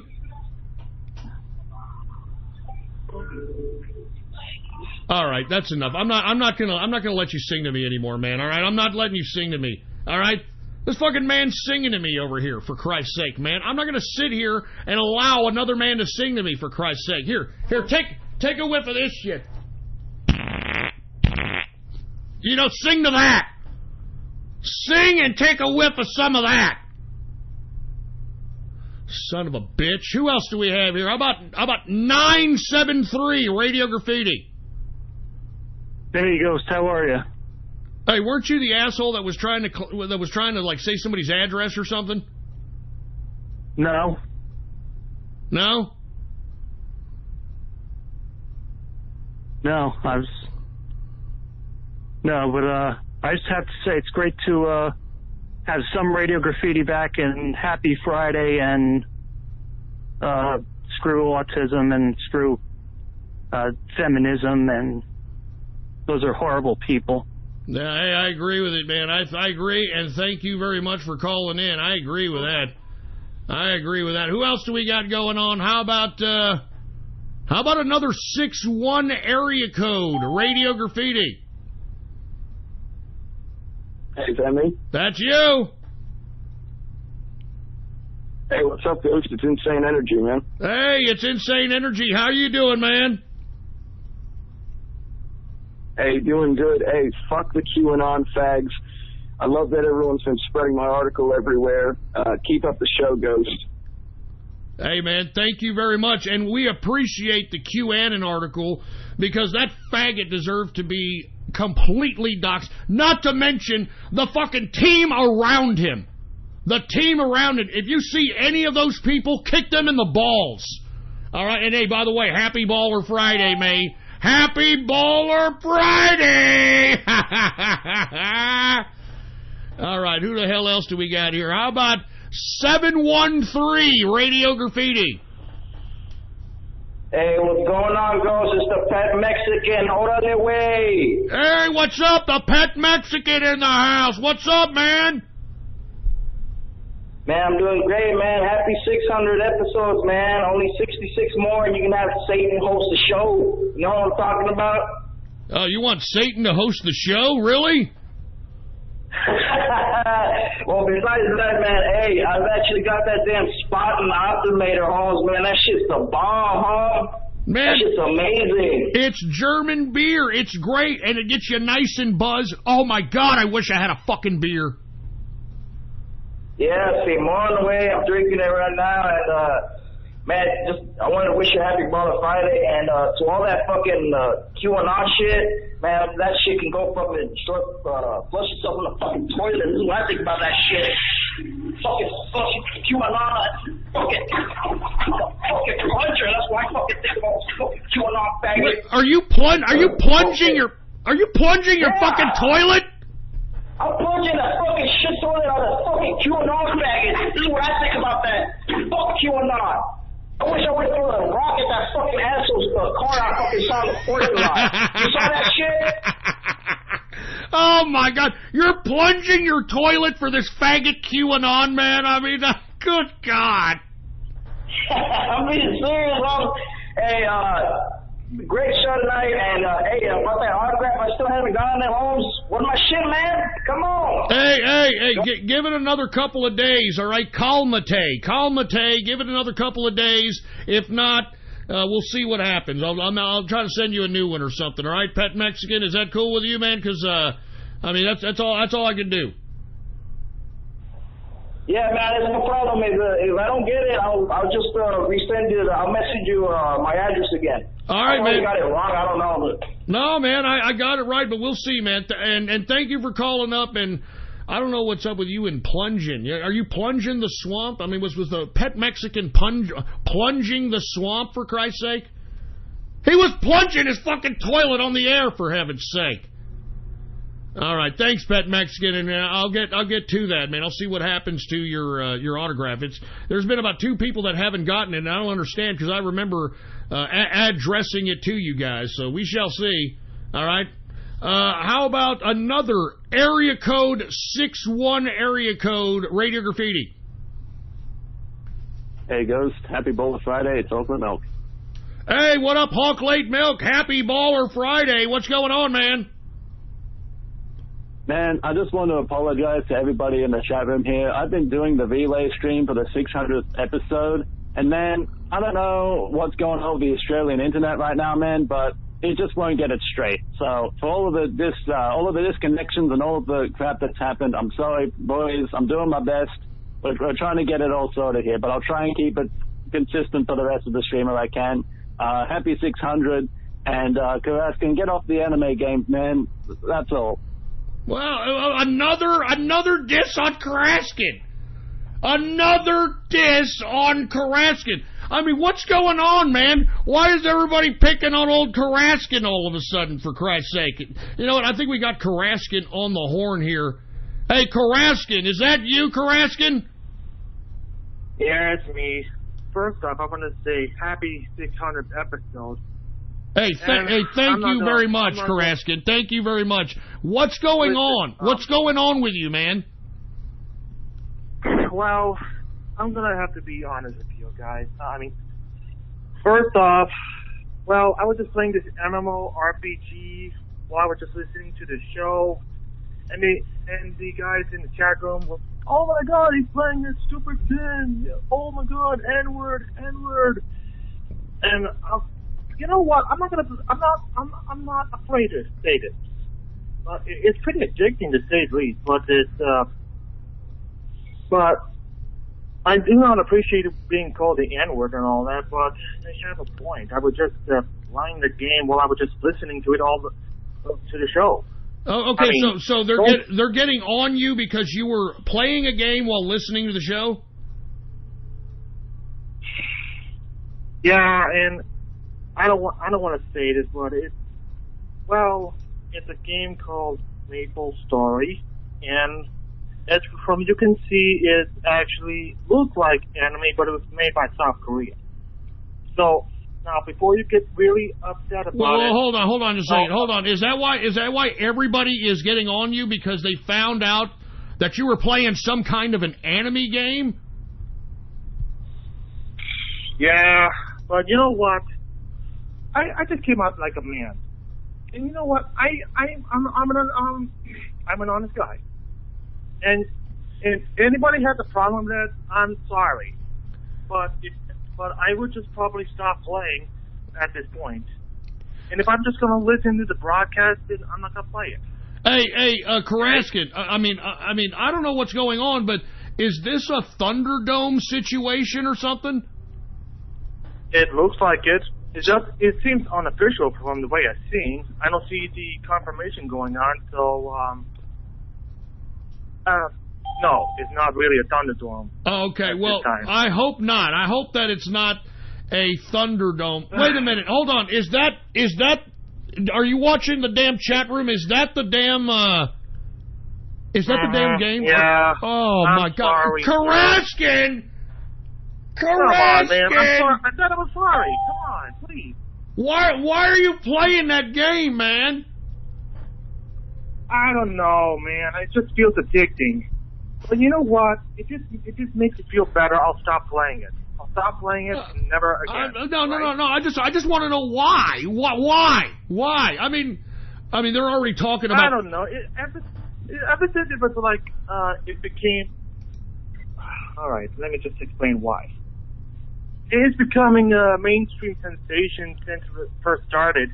I mean, it hasn't been like, I don't know, it hasn't like getting much attention until a couple of years later, and it seems like people are starting to love this game. Like people of all ages, including the adults. So, listen, I know you don't like it, but if you don't like it, I understand. So I mean, let me ask you something. I mean, this is this game that you're playing. You know, we've kicked out people because of this kind of stuff. Now I haven't, but I mean, I'm looking at the chat room. They're calling for a Thunderdome here. They're calling for a True Capitalist Radio Thunderdome situation. I mean, I can't believe that game. What do you do in that game? What's the premise of that game? It's just it's like any other MMORPG. All you do is just collect some loot, fight some monsters, do some quests, and all that shit, and learn about the lore and all that. So it's nothing fancy like any other. Oh man. So, if it really upsets you, I'm very sorry. You know, I'll be more than obliged to leave. And well, I wouldn't leave just yet. But I mean, look, just wait till after the broadcast here. You're hitting me out of left field. You know, these guys in the damn chat room, they want to do a Thunderdome session or something. I don't know what the hell's going to happen, but just don't leave. Then let them do the Thunderdome. I don't care. I'll just explain, and if they, I just, you know, it's just, I just wish people would just calm down for crying out loud. It's just hard to, you know, like, trying to calm these people down over this stupid game, and then all of a sudden they call out the Thunderdome and all that. So if they want to start to have a Thunderdome, I understand, and I'll oblige, you know, just... all right. Hold on right there, Karaskin. Hold on right there. I've got a whole bunch of people that have lit up the line because I'm sure they want to have something to say about this. So hold on, just in case somebody says something about you. Hold on there so you can at least, you know, defend yourself. Oh, my God. I can't believe this. Anyway, let's take another call here. How about 573 Radio Graffiti? Yeah, what the hell is this, Kraskin? What? You want to talk? I mean, you want to talk to Karaskin? I'm pretty sure that. Yeah, I want to talk to Karaskin. This is Pepe the Frog. What the hell, man? I mean, this game, it looks like it's, it's engineered for people that are, 12 and younger. What the hell are you doing playing this game? How old are you, man?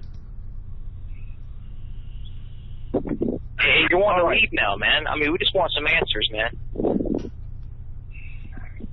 I'm sorry. I'm 30. What are you sorry for? I really don't want to upset you guys. I really don't. It just hurt. I mean, I just want to be a Catholic too, like you guys.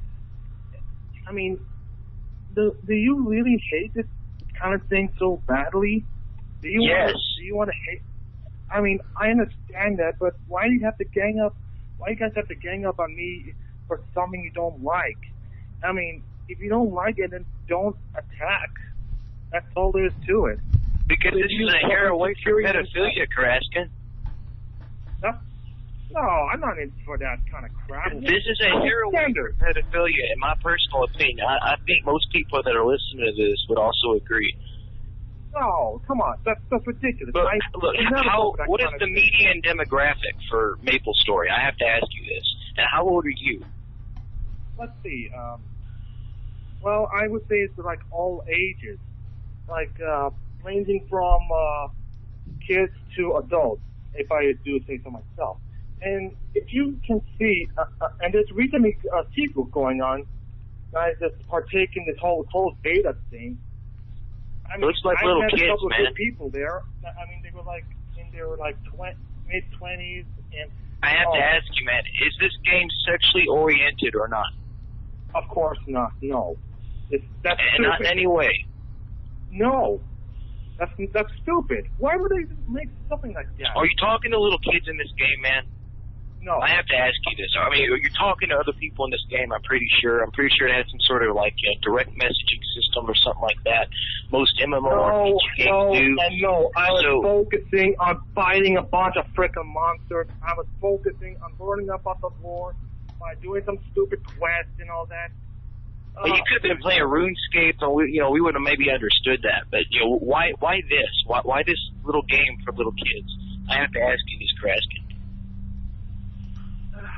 Why not Mortal Kombat? I seem to grow up with it, and I don't know. I seem to grow up with it. I thought I would just come back to it for all nostalgic sake, because I met a couple of good guild members over there back in the sequel, and they were like nice people and all that. They were like in their mid-20s and all that. So we started having fun with the guild events, and we started having a party and fight a lot of monsters and dungeons and all that. I mean, well, it was kind of fun, and there was like this user-generated content. Hey, it looks like they're finding something here on you here in the chat, Karaskin. Looks like all right, let me just put it in. Let me just stop everybody here. Let me just stop everybody. All right. I mean, this should continue on in the True Capitalist Radio chat room. Okay. We should keep this to True Capitalist Radio chat room business. I mean, we're unearthing a lot of, personal, True Capitalist Radio chat room business. So let's just keep it in there. I can see everybody right now waiting for a fucking Thunderdome, for Christ's sake. Oh, Christ. I mean, this is what I got to look forward to after I end this broadcast. I'm going to go right into a goddamn chat room where they're having a fucking Thunderdome situation. And for you folks that don't know what I'm talking about, it's like the whole goddamn chat room, all 103 of them, whatever the hell it is, they all gang up on anyone who is suspected to be an enemy or a cartoon fetish lover or somebody who does something, of that capacity. So it looks like we're going to have another Thunderdome situation, to say the goddamn least. All right, now before we do that, let me take a couple more callers here. And my God, I'm going to have to go to the chat room, and what a dramatic situation this is going to be.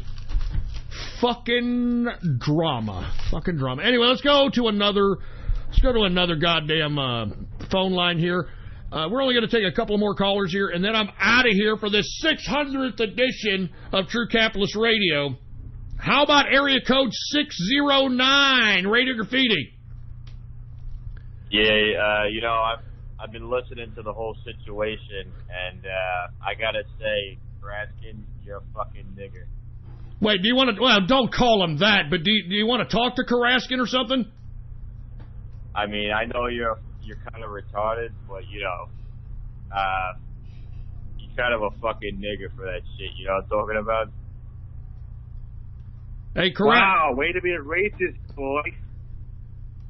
It's not racist. You're a fucking nigger. But isn't that word a racist? Hang him up, please. All right. Do you have anything else to say, 609? He's gone.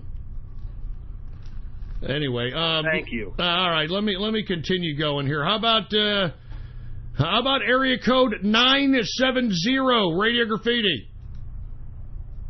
Hey, I'm just the messenger on this, but Karaskin and Trump has had a gay online relationship for 6 years. What? Is this true, Karaskin? No, of course not. They were just trying to troll on Trump, and for a good reason. He's full of shit. He's full of shit. We all You're know. full of shit. Hey, man. Get out of here. It said I'm not the one that found out. I'm kind of just the goodness. messenger right now. I'm just putting it out there. I'm so sorry that you have.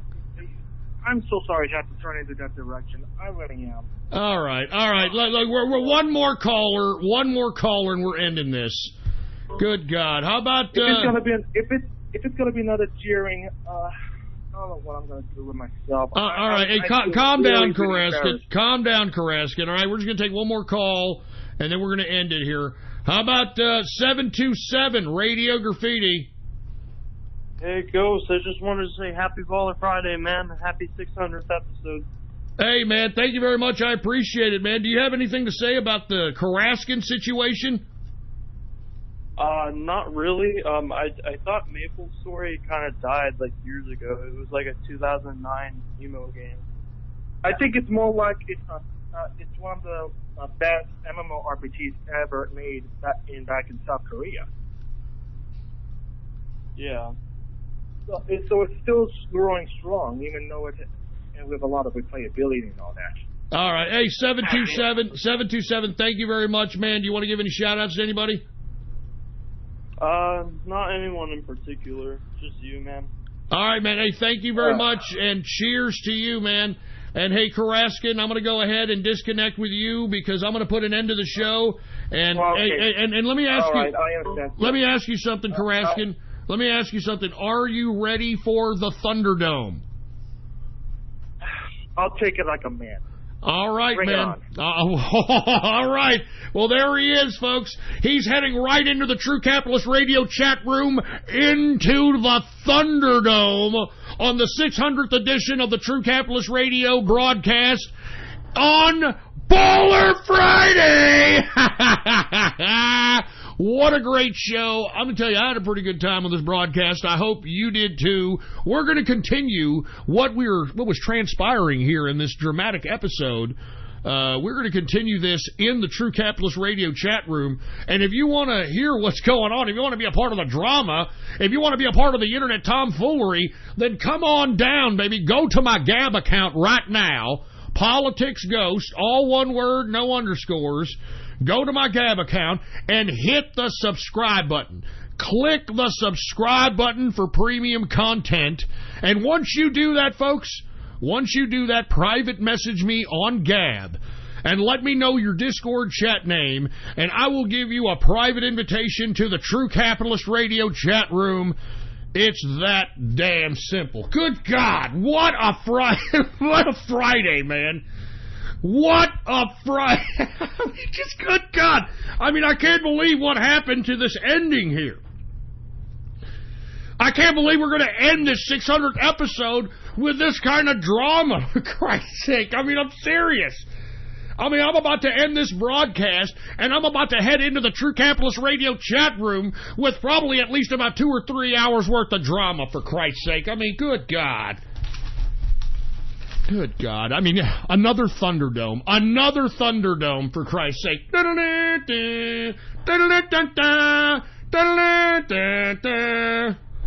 It's the final countdown. All right, folks. Anyway, I had a great Baller Friday. As a matter of fact, let me go ahead and take a last sip of my water. I'm going to be honest with you. I'm going to take about 15 to 20 minutes before I get into the True Capitalist Radio broadcast to contemplate whether or not I'm going to go, God, get some fucking beer. I fucking want to go get some beer. I'm not joking. This is fucking hard, man. This is fucking hard. You know what I'm saying? I haven't had one fucking drop of alcohol in 31 fucking days, man. Look, my body is telling me no, okay? My body is feeling great. All right? I'm serious. I mean, I've never had better digestion. You know what I'm talking about? I'm not kidding around. I'm feeling great. My insides are feeling great, but my God, man, I just want a beer. I just want to feel a little bit of a fucking beer buzz, man. I mean, that's all I want. I just want a fucking alcoholic buzz, man. Damn it, this is hard. Anyway, I'm going to take about 15 to 20 minutes to contemplate whether or not I'm going to go to the goddamn store and get me some beer and fucking ruin 31 days of sobriety. Or if I'm going to just, I don't know what I'm going to do, man. I don't know what I'm going to do. I don't want to. It's Friday, man. It's Friday. I mean, that's how we celebrate the weekend, right? I'm telling you, ever since I stopped drinking, I don't even know what the hell to do on the weekends anymore, man. You know what I'm saying? I mean, the weekends were meant to celebrate, baby. That's what I'm saying. I mean, there's a certain kind of spirit to the weekend. You know what I mean? I mean, it feels different. Fridays, Saturdays, they feel different, man. And, you know, your life is a very finite, short amount of time. And, you know, whenever you just kind of stay home or you don't do shit on a Friday or Saturday and you just kind of fucking just let that shit go, you just wasted a weekend. That's one weekend you'll never have again. And you'll have very limited amounts of weekends because you don't live forever. So anyway, look, I hate to keep babbling. Once again, I'm going to end the broadcast here. All right, I'm going to contemplate here for about 15 or 20 minutes on whether or not I'm going to do and get some beer or whatever I'm going to do. I will be back Monday, folks, 6:30 p.m. Central Standard Time. So I hope that you go out there and spread it around the internets and throughout the world and let everybody know that True Capitalist Radio is in effect and in the house. And we are live every Monday, Wednesday, and Friday, 6:30 p.m. Central Standard Time, right here on the official website of the True Capitalist Radio broadcast, and it is ghost.report. Ghost.report. It's as simple as that. Type that in your browser, ghost.report, and add it to your bookmarks, add it to your favorites, all right, and, you know, let everybody know about it. I mean, if you're listening to the sound of my voice, you are listening. You are listening to the political underground. I'm telling you that right now. You are listening to the political underground. And by the way, folks, I want to remind everybody that we got all kinds of merch on ghost.market. Type that in your browser, add that to your bookmarks, add that to your favorites, ghost.market. I've got all kinds of goodies, True Capitalist Radio apparel, mugs, hoodies, you name it. You should see the Russian Hackers shirt. If you have not seen the Russian Hackers shirt, take a look at it. Take a look at the Remove Kebab shirt. Take a look at the Remove Kebab shirt. Take a look at all that stuff. Ghost.market. That's what you type in your browser. Add to your favorites. Type it right now. Ghost.market. Anyway, folks, thank you all very much for tuning in with me. What a great 600th edition of the True Capitalist Radio broadcast, if I don't say so myself. Once again, I'll be back this Monday, 6:30 p.m. Central Standard Time. Don't forget, folks, go out there and support the broadcast, because remember, they're demonetizing us. They're trying to ban us. Whatever you can, take a look at the cryptocurrency wishing well and see if you can't just make a wish or two in that wishing well. You'll be supporting the broadcast. And thanks for everybody who's been supporting it, baby. Thanks for everybody, especially Capitalist Mao, who recently gave me 2.4 ETC. Hoodie, who gave me about 8 Quantum. I've got Bash, who gave me, I think he gave me about $50, $60 worth of Ethereum. I mean, a whole bunch of people, man. I got Insane Energy, who's out here giving me a couple of Quantum. I mean, you name it, man. I mean, this is how you support the show. This is how you support the broadcast, because they're going to try to silence us. And we can't let them do it. I didn't let them do it. When they silenced me, I got my own fucking website, I got my own broadcast, and now I can curse. I can say a fuck or a shit every now and then. You know what I'm saying? I don't have to worry about anybody trying to ban me. That's what I'm talking about. Anyway, I'm out of here, folks. I'm going to go right now, contemplate whether or not I'm going to be drinking or not, see if I have the willpower to do it, and then after that, I'm going right into the True Capitalist Radio chat room. So if you're listening and you're a part of the True Capitalist Radio chat room, come kick back with us. I will be in there shortly. Anyway, I am out of here. Long live the capitalist army, and death to feminism, death to socialism, and death to communism. I'm out of here. You better be here 6:30 p.m. Central Standard Texas Time this coming Monday, boy. I'm out of here.